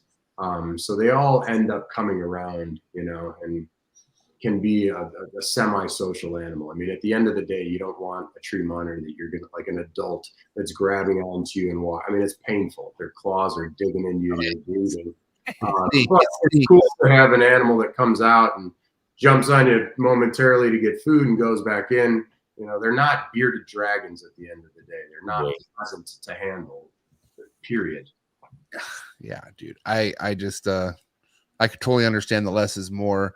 And yeah, I mean, my as much as I'm like, yeah, my Pristinuses have come a long ways. Well, yeah, that's until you fucking try holding them, or like, you know, when I go in there and get the mail, oh my, it's a whole like. Yeah, and what's good is like he doesn't like turn around and bite me, but goddamn, like when they want to like, run, it's like it's a whole chaotic show, and it's like, fuck, dude, like, oh great, here we go, and they're, and then they just fucking, they just jump at you, and you're like, dude, oh my god, like how many times I mean, Bryan, I've seen it catch him off his head, but how many times I predicted they're gonna come jump out and they do, and I literally catch them, and I'm like, oh my god. And it's like that's my whole day right there. You know what I mean? It's like, fuck, that was intense, you know. I think you can't force the issue either with them, right? Some people are, you know, you know, the training or socialization regimen that they're trying to accomplish, and you know, they're like unsuccessful with. I mean, you can't force them to do what they don't want to do, right? They have to build that trust in time. You know, like I think that male wild caught that I got back in December that is just showing interest in that female that was cycling the blue trees there. You know, I barely see that guy, right? And he's just now starting to peek his head out if he knows it's feeding time, and you know what I mean? It's just he'll do it on his own time. Give it another year and he'll be you know, happier than a pig in poop to come out, I'm sure. But it's just like, I just let them do what they want to do, right? And then they trust you too in time. They realize, oh, you're not a threat. He's not going to rip the bark off the wall to grab me and all that stuff, right? So, yeah, I mean, okay. I mean, since we're kind of leaning on this topic right now towards, like, I don't know, socializing, getting to breed, establishing, what would you say like the most difficult species, captive bred species is right now that you guys work with, or could say that there is that you've worked with?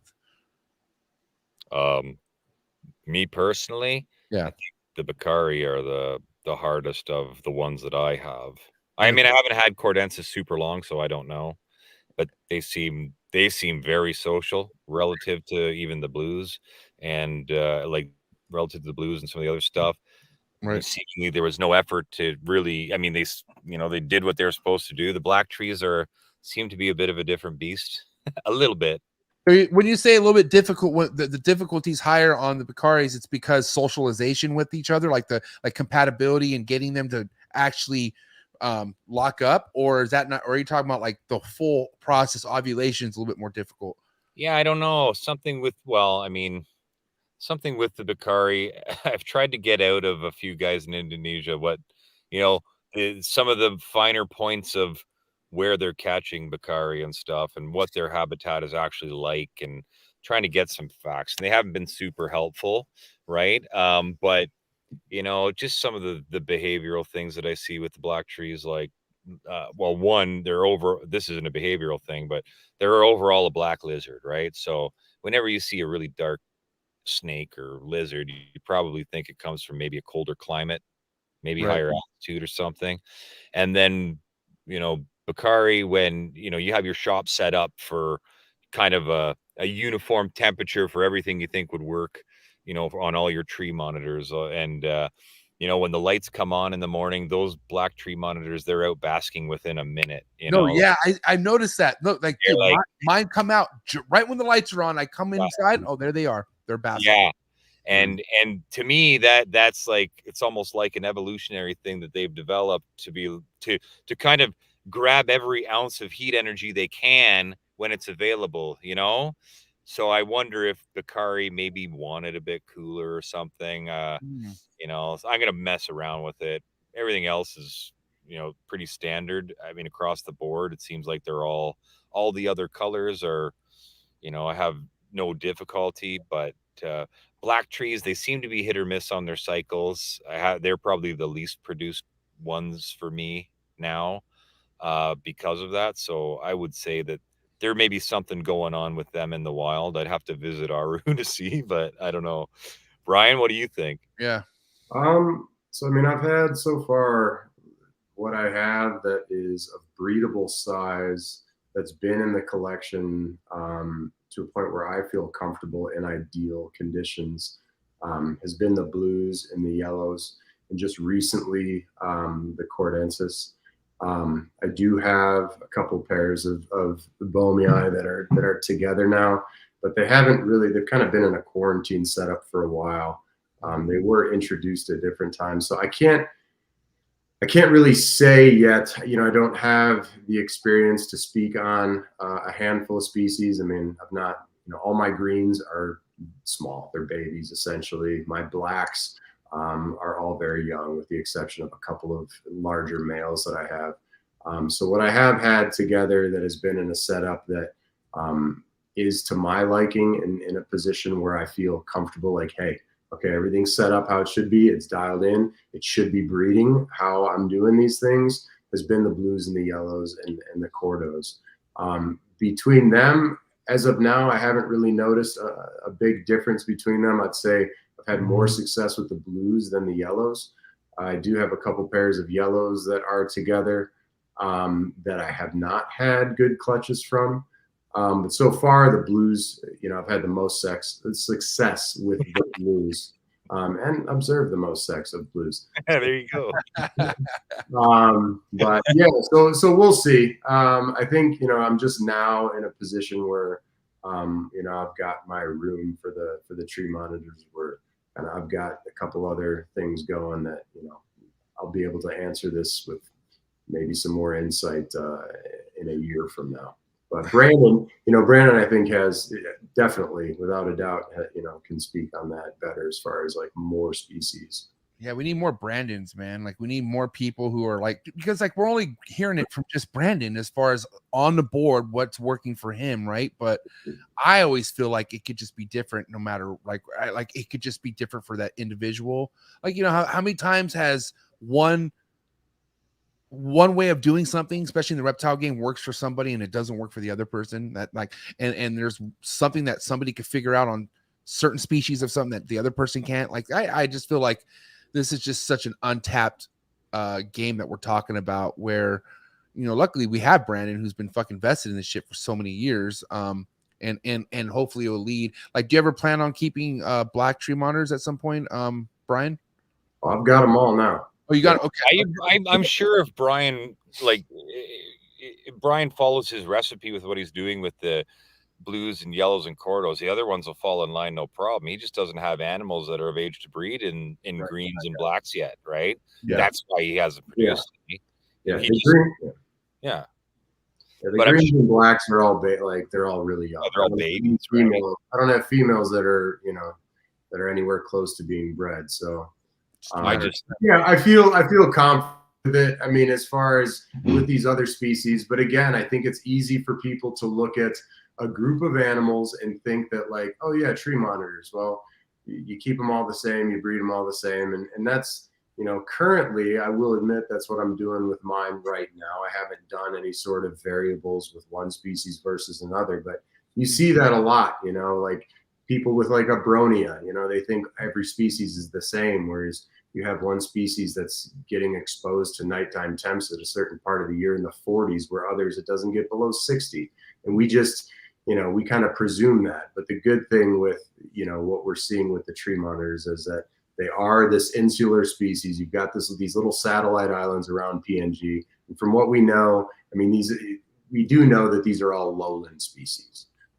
So we're not having like something that's found way up on top of a mountain somewhere where it gets to be super, super cold that we know of. So, I mean, I think there's maybe we might see that with some greens. I don't know. Like, I'd love to know the elevational cutoff. You find greens in PNG, because on the mainland of Papua New Guinea, you do have some serious mountains that get way up there. So I don't know. I don't know what that cutoff is. I think the cookie cutter design for tree monitors that most people are following with temps and enclosures, it kind of works well for what I'm doing. I'm rocking with the greens, yellows, blues. I just got cordenses that are of size and whatever acclimation to breed, and they bred nicely. So, what I'm doing kind of cookie cutter wise for the tree monitors as a group of lizards works for all of those really well. Cordensis, the longevity will tell, but I seemingly that pair's gone through their paces just like everything else. And the black trees, I mean, I've produced a lot of black trees. It's just there's maybe just some subtle environmental quirks that I could change with them to get them to go a bit better, right? And your guessing is, if we're talking temps, cooler than warmer is what you're saying. Maybe. I would imagine that the black trees might, just because of their coloration and their behavior. Like I said, as soon as there's heat available, they jump out and absorb it, right? Like they're basking. So whereas the other colors, greens take their time. Greens slowly come out and they're like, oh, what's going on today? You know what I mean? Yeah, the blues, the yellows, greens, the cordenses, they're no rush to get out basking. They kind of meander out, and the lights come on half an hour after that. They kind of find their way to the basking spot, it seems. Whereas the blacks, it's like instantaneous. So like that is what one of the things I've noticed that would make me think that they probably like it cooler. But I'm not going to cool my whole shop to accommodate the blacks. So I'm going to have to move the blacks maybe to the basement, or maybe a pair of them, and see how it goes. If the ambient temperature affects them, better. If I can get a pair rocking when it gets really cool at night and throughout the day, well, maybe that could be the key for them. But I don't know. I- It could be the individuals I have. You know what I mean, right? That's what I was just thinking is like, if those were all imports too. I mean, Yeah. the one female yellow that I have that just cranks, she was captive bred. The other two, they were long-term captives and they're off. But I'm very curious to see what you do with your F1s that you produced, to see how those females react, when you pair them up, and to see if they're any different from what you're currently working with. Yeah, like again, it's we have nobody has a big enough sample size or has been doing it long enough to know concretely exactly what needs to be done, right? Right. Like, you have your pairs of yellows, and some go and some don't. Your imported ones don't go, or they're more sporadic or whatever, right? So that's like an individual thing, they're all individuals, so some produce better than others. Like my black trees, when I got them acclimated and I started pairing them up, I had a female that just did like everything else. She laid, a clutch of eggs every 3 months in the setup that everything else was in, and she continually did that, right? So she's like my best producing black. But the other pairs don't want to, one female lays some dud eggs, lays some good eggs, she's sporadic. Another female doesn't really do anything. So that could just be the individual. I could be totally wrong on what I'm observing, but those could just be individuals. Like Bryan sees that with an import yellow that he has, so Yeah. I might might about compatibility. Like, have you noticed, Brandon, with any of yours that have been tricky breeders, have you swapped around animals and noticed that there's been a big change as far as like, hey, this pair, when you put them together, nothing, but this, when you swap out, this male is like magic, you see that with a lot of gecko species. I've not, when I have a pair that's going, I don't really mess with them. But have you done much of that?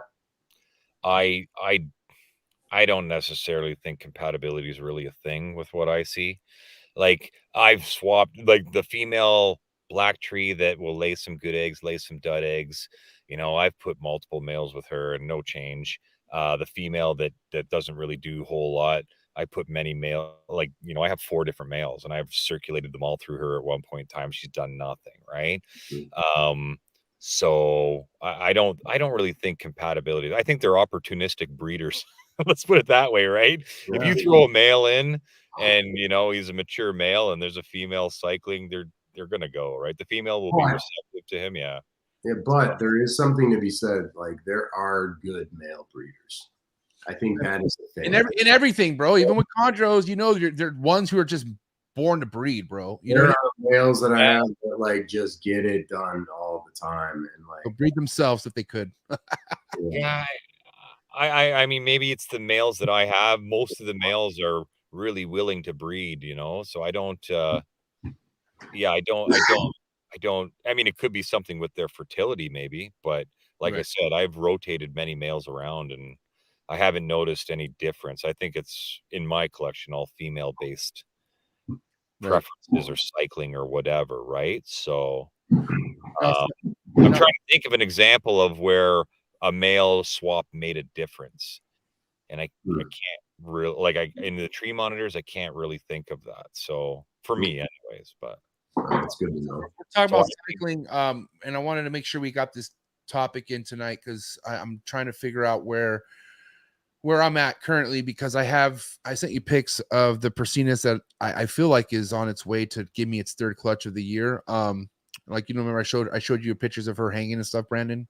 I think you too, Bryan. But anyways, one thing that's weird is, like, normally, like, I was told that the timing of a female, like if everything's going right, the female should technically lay her clutch about 90 days after the previous clutch, or is that not really accurate as far as the time frame when a female could lay the? Because this is clutch number 3, and so far we're well past 3 months, and last time it was around 3 months. So I'm just wondering, like 15 days before and then 15 days after. I mean, it's not always at that 90, but then I've also had some that didn't end up doing anything. They hold on to them for a while. You think, like, I've never had an animal, quote unquote, like reabsorb, but then all of a sudden you notice these. I was talking to Brandon about this, and you'll essentially see eggs completely deflated. Like, if you were to take the egg squirt everything out of it and just tighten it up into like a little hot dog and put it on the ground, where I've seen that like kind of just as they're, you know, passing of the eggs, but usually it's within that window. What about you, Brandon, for your window of laying?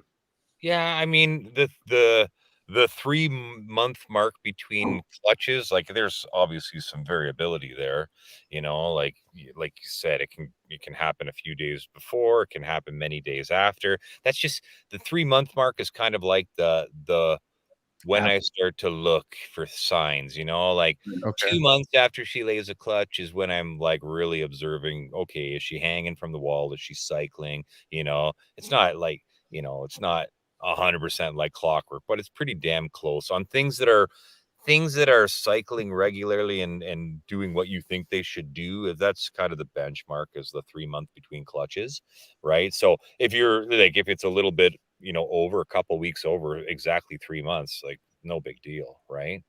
Yeah. Some females might not do that, right? Smaller females, maybe not, maybe every 4 months, 5 months, you know? Yeah. I know. Good.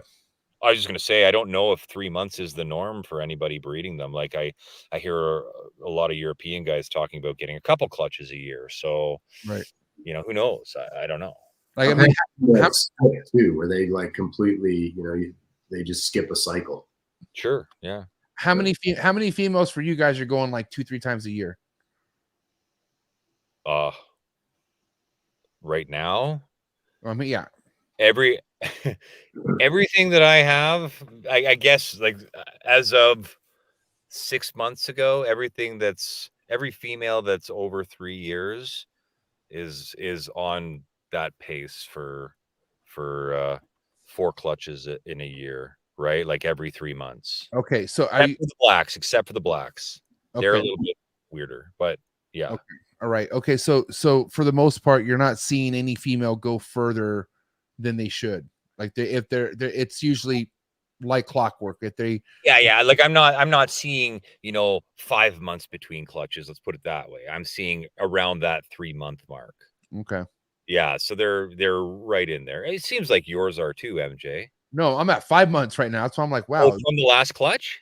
Yeah. So for my Oh. her very first clutch was January 4th, and then she Okay. laid April 27th, which was like just shy of a little over 3 months, right? Yeah. Or I mean, just a little over 3 months. And then here we are now. That clutch was April 27th, and now we're in September. So now we're going on month. How many months is that? That's 5 months, right? Am I tripping? No, 4 months. 4 months. My bad. 4 months. But Yeah. now, yeah, go ahead. I was just, that's not like, No, Whatever. April, right?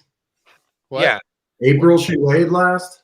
April 27th. So May, June, July, August, that's 4 months, mid-September, 4.5 months, right? So that's not, I mean, and again, how recent is that female? Like, how long have you had her in captivity? How big is she? There's a whole bunch of factors in there, So right? did you see them locking as well? Yeah, I mean, I didn't see much.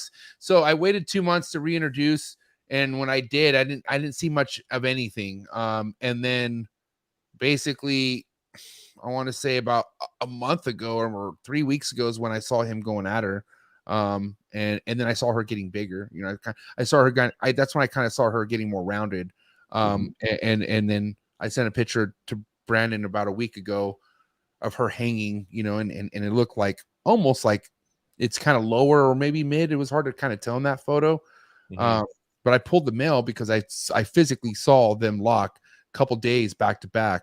And then I noticed him. I feel like this pair's so awesome because he's not shy around her at all. But I noticed from what I experienced when she's getting there to ovulate, he wants nothing to do with her. Like he purposely avoids her, and I could see it. So when I see that behavior, I'm like, wow, he's kind of avoiding her. And I know this, especially when feeding. When feeding, he'll like I don't want to eat if like right now, and it's weird because he's always down to eat. So I noticed, okay, this is probably the time to pull him because he just is uncomfortable being around her at this point, and that's maybe because he knows shit's about to go down. You know what I mean? Yeah.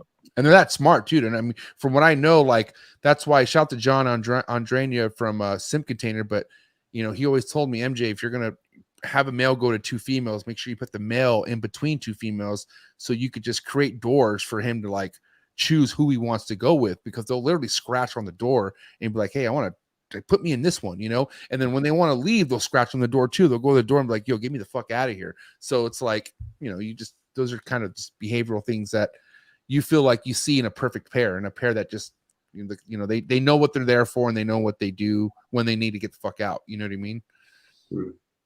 So, so I have nothing to worry about then. 4.5. I mean, the time period, it could just be what it is, and there's nothing you can do about it then, right?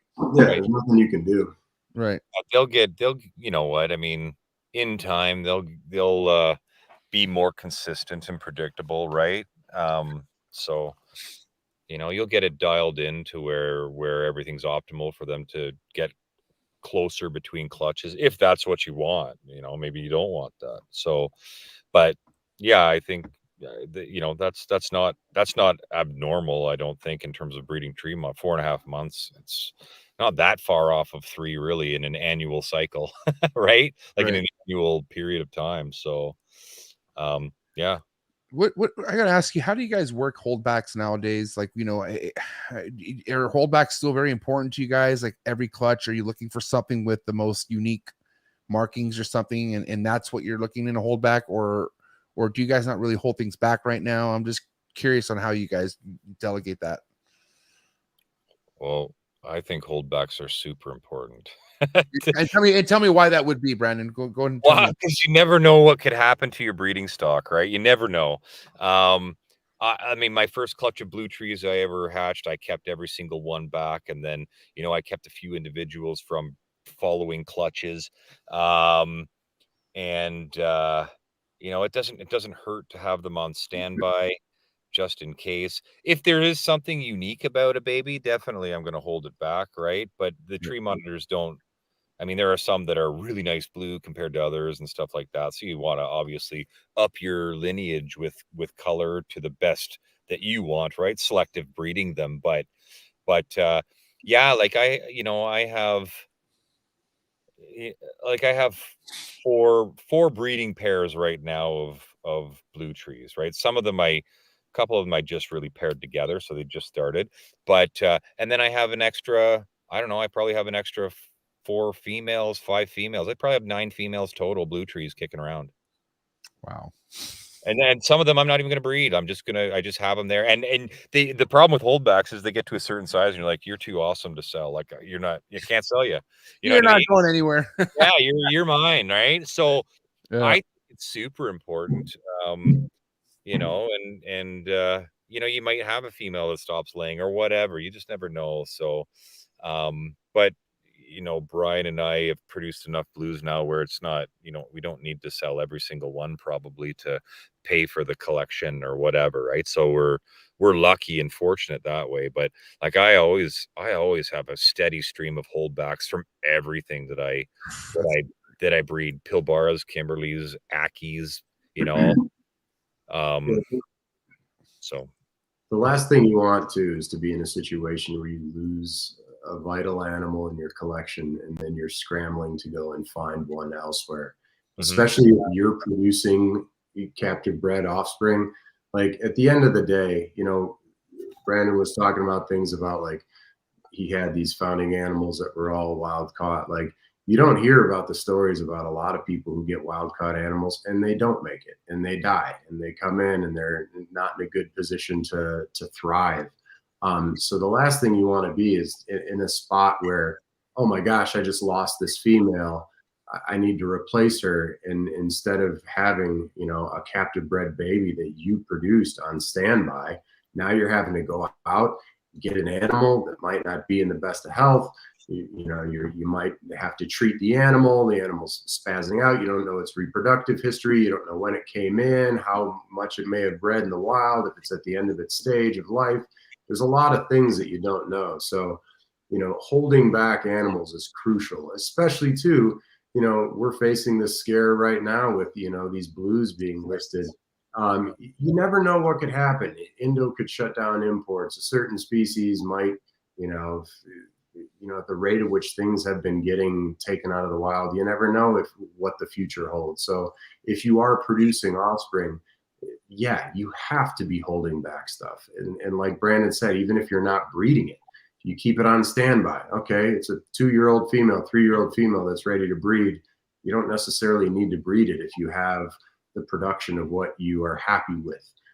She's just there on standby, and something happens, you're good to go. You have a backup.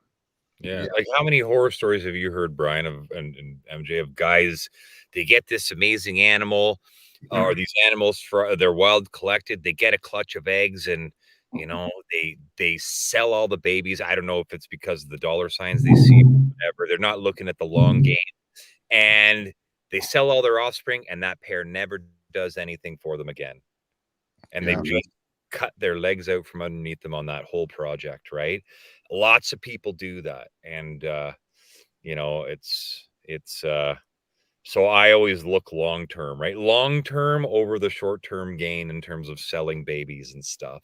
I think that's, if you want to try and breed things successfully for the long game, that you just have to, right? Like, I had I'll say this, I had all of my black trees were all initially wild caught. Everything was wild caught, but my black trees were all wild caught as well. And my best breeding female black tree, she would give me religiously a clutch of eggs every 3 months. She was great. And but I don't know how old she was. I don't know anything about her. I got her as an adult, and I just know she looked a little bit older, but she was producing. And then, she her last clutch of eggs she laid were all infertile. And that was weird, because she had never given me infertile clutches. And then at the onset of the next cycle that she had, she just slowly went downhill and she passed away. And that just recently happened this summer. That was devastating for me, right? But again, I don't know if it's anything that I did. It just could be that she was old, and but luckily I have offspring from her. I have her genes, and she was a great female, and I have her offspring, and I know I didn't sell them. So I'm glad I didn't, right? Yeah, all stuff you got to prepare for. Yeah. I got to say, the biggest thing that stands out to me, and I remember hearing this a while back, is like something could go for you, and then it could just never happen again. Like, Yeah. I've heard recently, like somebody came to my DMs recently, was like, MJ, I got this clutch, I got this female to lay for me, and they were infertile, but I haven't gotten anything ever since, and it's been like 2 years, and I'm about to give up, and blah blah. And I'm like, whoa, and obviously there's a lot of things you can do, but like, this guy's only talking about one pair here, you know what I mean? So I was like, there's something could just happen, like, either a male could just kind of get to a position where he's lazy and just doesn't want nothing to do with it, or maybe his dick doesn't work or some shit. Who fucking knows? Like, could be a lot of things. Like, for reals, there could be so many things at play here that we're just like, what just happened? You know what I mean? So you got you never know, right? But is there any? At least if you hold them back, you have a bigger sample size within your collection to experiment with too. If you get good babies. Have you taken babies back to the parents before? Have any issues with that? Like, for instance, you have a holdback male, take it to the mom, and there's been any issues with like that kind of breeding? Oh, like inbreeding, you mean? Yeah, right. I'm trying to think. Yeah, I mean, I've initially, when like I'm in Canada, so Right. I don't get a lot of access to wild collected animals here. So I think like my second pairing that I ever did, they were siblings, but I was then, I think I did a clutch or two of siblings together, but then I was able to source a wild caught male that somebody had imported here from someone in Florida. So I was able to get that wild caught male and then breed it to those females. So, but out of that, no, I didn't see any issues at all. I mean, I mean, ideally you don't want to inbreed. That's why I went and got, when they became available in December, I got a few new bloodlines, because I wanted 4 distinct bloodlines of blue trees. I want basically 4 distinct bloodlines of all the colors, so that I can breed from now until the day that I die without having to inbreed. But sometimes you don't have that option, right? Like, but yeah, I was just thinking, in a case where you're like, wow, like, fuck, I lost my breeder male, and luckily I do have a holdback. Yeah, well, yeah, I mean, if you have to, but I wouldn't say that, it's not ideal, but it's not detrimental really either. I mean, It's had to happen once, like these fucking hillbillies that we have here in America. So I'm just saying, like, you never know. Like That's another point too for people to keep in mind who end up, there's a lot of folks who obviously space is an issue with tree monitors, right? Sure, When you think of smaller reptiles, they're a lot easier to house. But if you end up getting a pair of animals and you've got 2 males to 1 female, and they're like, oh, well, now I got to sell this male. You might want to pump the brakes on that because you never know what could happen. You may want that male. If something happens the other, maybe he is a lazy breeder. It's just like people always kind of want to just, I need to have 2.2 or this, that. Like if you have the space, it's not a bad idea to keep them on reserve. Yeah. Man, fucking 2 hours went by quick. I have a wrap-up question for you here, Brandon, and maybe if you want to get one ready to go, Brian, let me know. If not, no big deal. It's all good. But yeah, I'm curious as far as, we were talking a little bit about what we could potentially see here with certain CITES and whatnot, and with the blue tree monitors. And for anyone out there who's like really concerned about that, and is curious, like, what are people like these guys who are working with these going to do if that's the case? I'm just curious what's floating around in your guys' head when it comes to the thought of something like this. And whoever wants to talk first.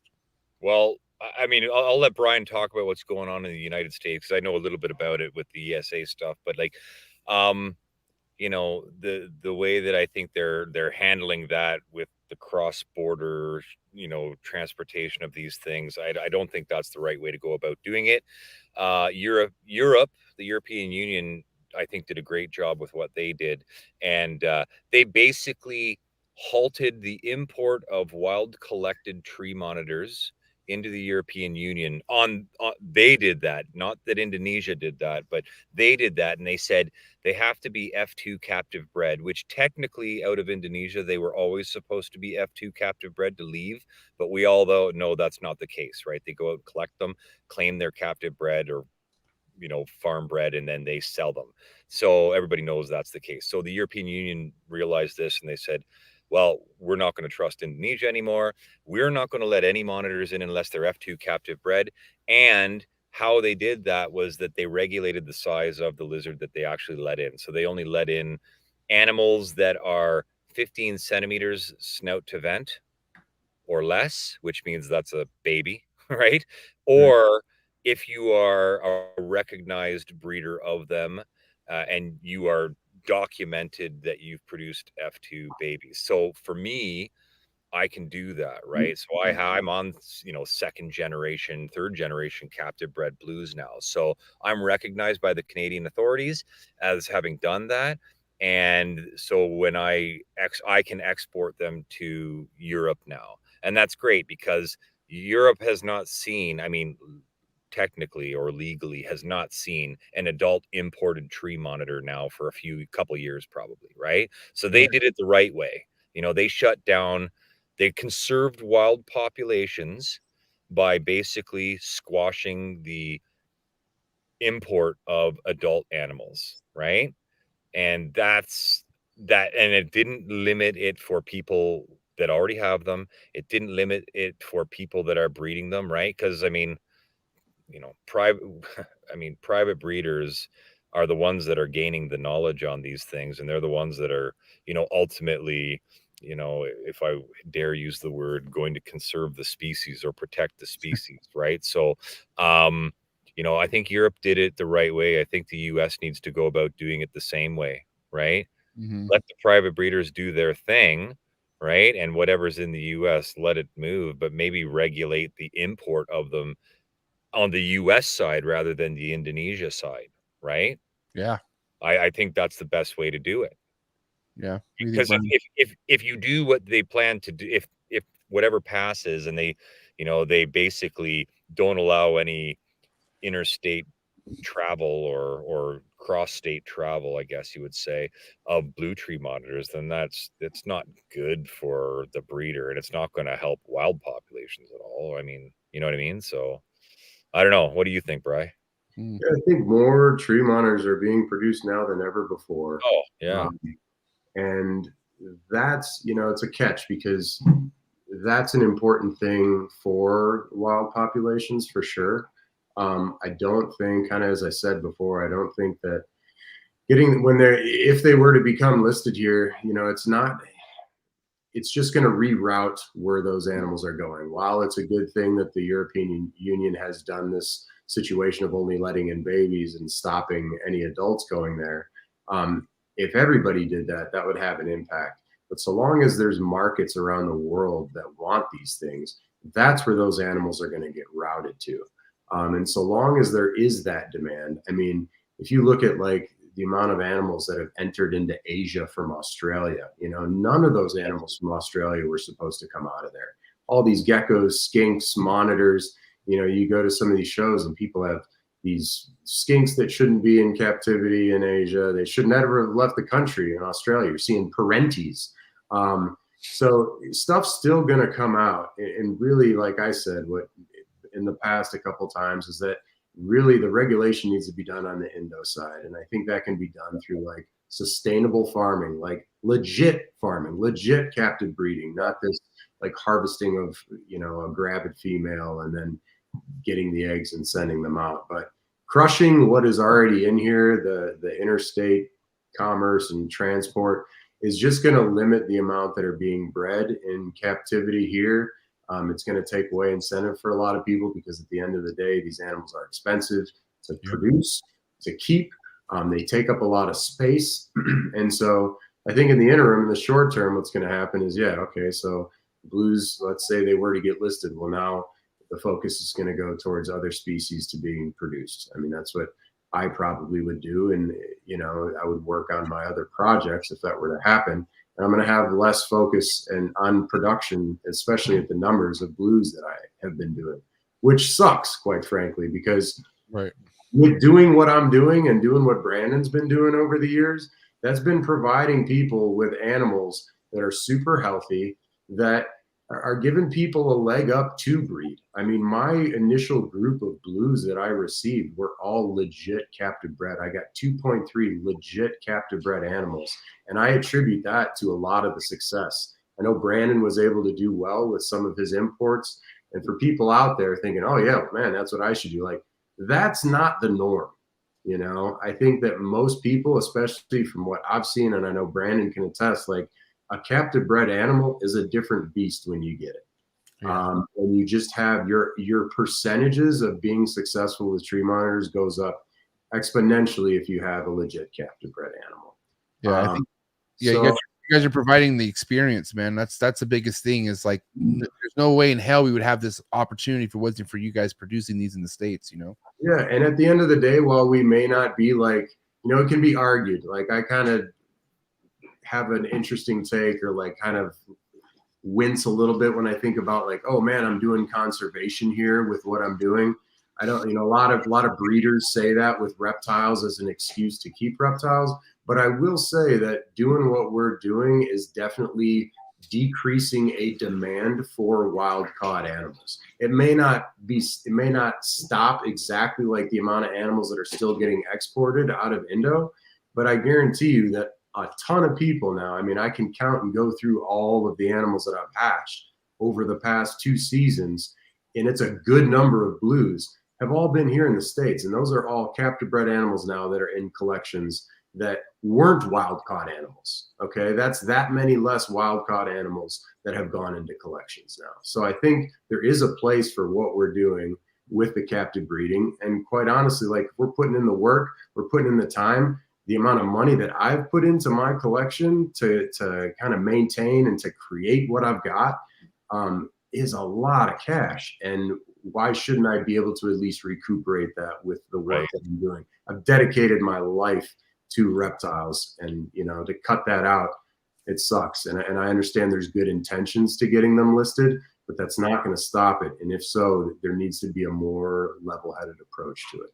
Yeah, I think it needs to be a little more well thought out in what they're doing.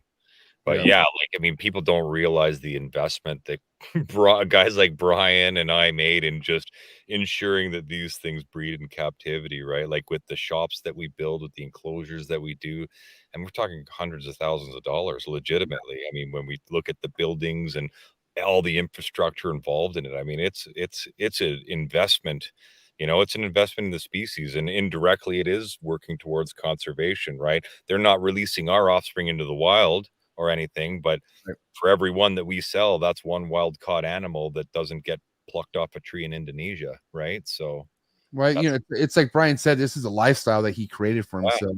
And it's like almost taking a piece out of you. Like, you know what I mean? Which yeah, I don't know, like, you know, hopefully this doesn't have to get down to it, because I mean the world definitely needs more United States captive born and bred blue trees. And I don't know, I guess like Brandon says, the best thing we could do is, like, it's in a sense police ourselves, right? And like get our shit locked in and our ducks in a row before we're forced to do it. It's kind of like what Europe did, right? In a sense, right? yeah, yeah. I think people are coming around, though. I mean, you're seeing, I mean, the stories are out there, right? People know the benefits of captive bred. I mean, you're still getting people buying wild caughts, you know, Yeah. uh, for monetary reasons or whatever. But a lot of people are making the smart choice now, which is, I mean, at least in Canada, I'm seeing that, right? So that's great. I mean, you know, and it is, I mean, you pay a little more for the captive bred animal, but the headache that you save yourself, the vet bills, the, you know, the deaths, and then having to rebuy an animal again. I mean, it's just well worth the slight increase in cost, basically. I mean, Yeah. so people are realizing that, right? There's been enough stories out there now about, you know, wild caught animals in general and wild caught tree monitors especially, to not muck with them, right? Yeah, I agree. So, I mean, if people, you know, people really knew. One, I had somebody message me and talk about the, you know, can you talk about quarantine and all that stuff, right? And it's like, you know, it's a process. You know, you have to really care for those monitors, and you have to really know what you're looking at. You really have to know how to deal with them, and you know, like you're talking 6-8 month quarantine period to really. I mean, in my experience now, I mean, I've had things crop up after 8 months in quarantine, you know, that I didn't visibly see, you know, when I first got the animals. So, I mean, there's a whole host of problems that can occur. And those are all things that you can negate by just getting a captive bred animal, right? It's amazing. Yeah. Bryan, do you want to wrap up with anything? I have to get this shit wrapped up here soon. So do you have a Yeah, wrap? I'm just a little excited because Brandon, the Canadian sensation, is coming to Tinley. Oh, You know yeah. that, Andre? What? Oh, that's sad. That makes my heart. Are you going this? You going next month, Brandon? Yeah, buddy. You're not Hotels coming, booked. Andre? Bro, don't make me feel bad, bro. I can't. I'm locked in fucking father mode right now. Man. Well, I just want everybody to know, you guys come by the Sundown booth. We're going to have an autograph signing with Brandon. He's going to be behind the table. You guys can come up, get your body parts autographed, your, you know, photos. We're going to have bring your hot anything you want. I'm actually super excited, man. I've never been to Tinley. Oh, I'm so butthurt right now, man. Damn, Tinley you're gonna falls on go. our Thanksgiving here, so it's always been like a family weekend, and you know, Right. I've just never made it down. But yeah, I'm stoked to sit there and hang out with Bryan and other guys that I've you know only known with online and talk to on the phone and stuff. So I can't wait. I can't wait just to see. Yeah, so I'm come looking on forward by to it. Tinley, guys, and I will have tree monitors at the table, so you can, you know, maybe you can have Brandon bless your tree monitor or something. Sprinkle some Canadian lake water on it. There you go. Yeah, There you go. Brandon, Bless it. Brandon, we just had shy of 70 people tapped in tonight. What do you have to say to all your love and support out there? Everyone who just loves your work and just been a big fan of you. I mean, well, thank you to everybody. I mean, I do what I love, and the fact that people appreciate it is great. You know, people are always supportive. You know, for the most part, I try to help them out as much as I can. If, like I said, if you have specific questions, I get messages all the time. I'm always as transparent as possible with answering the questions. Hopefully, they get something from it. Yeah, I mean, it's just, you know, it's crazy to think that people are interested in what you have to say. So I appreciate that, and that's good. Yeah, You know? man. And one of many more podcasts is you'll be a part of for sure, because it's always a great time having you on and have you on with Bryan. Like I said, you guys are two of my favorite in the Tree Monitor game, so this was an iconic episode. And yeah, I'll see you again soon, and have fun at Tinley, man. Really have a good time for me, and Better go back to it, Tinley, because after this October, I will be at those Tinleys again. Okay. Oh, So- I'm sure I'll get a taste of it, and it'll be an annual thing now. You All know. right. Good, man. Well, do me a favor, guys. Please go give Brandon a follow on Instagram, Canadian Cold Blood. And yeah, give it up for my boy Brandon Van Aston, ladies and gentlemen. All right, bro. Have a good night, Brandon. Thank you for your time. Thanks, fellas. Peace out, buddy. Yeah, buddy. Thanks for coming again. on, Brandon. Thanks, Later. bro. Good hanging with you. What a good guy. That was a great show, Yeah, man. What do you that's think? awesome.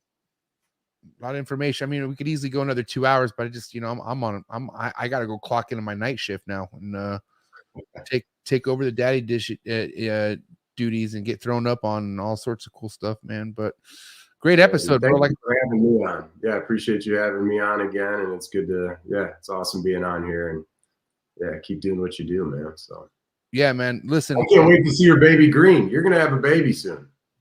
Another baby. Another holdback.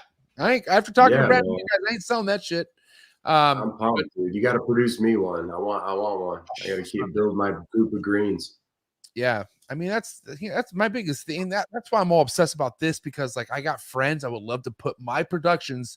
Like I want to see my people I look up to have my stuff. That's the biggest, like I say, takeaway for me is people I look at and just admire what they do now have the work that I've done in their collection, and I'm just like, oh my, like, and I feel like that's the full circle. Like that's what I want, and the ball python just will never do that for me at all, unfortunately.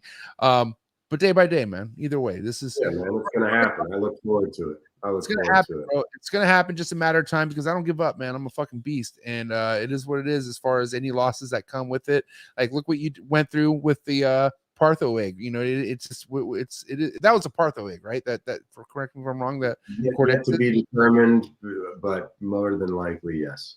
Okay. Well, fuck, man. Listen, have a good time at Tinley. I'm sure I'll talk to you beforehand, but go crush it at Tinley for me. Have fun with Brandon. And we'll link up at that next Tinley, and I'm sure we'll have you back here, obviously, before you hit up Tinley. But what do you have to say, all the people out there supporting and rocking with you, bro?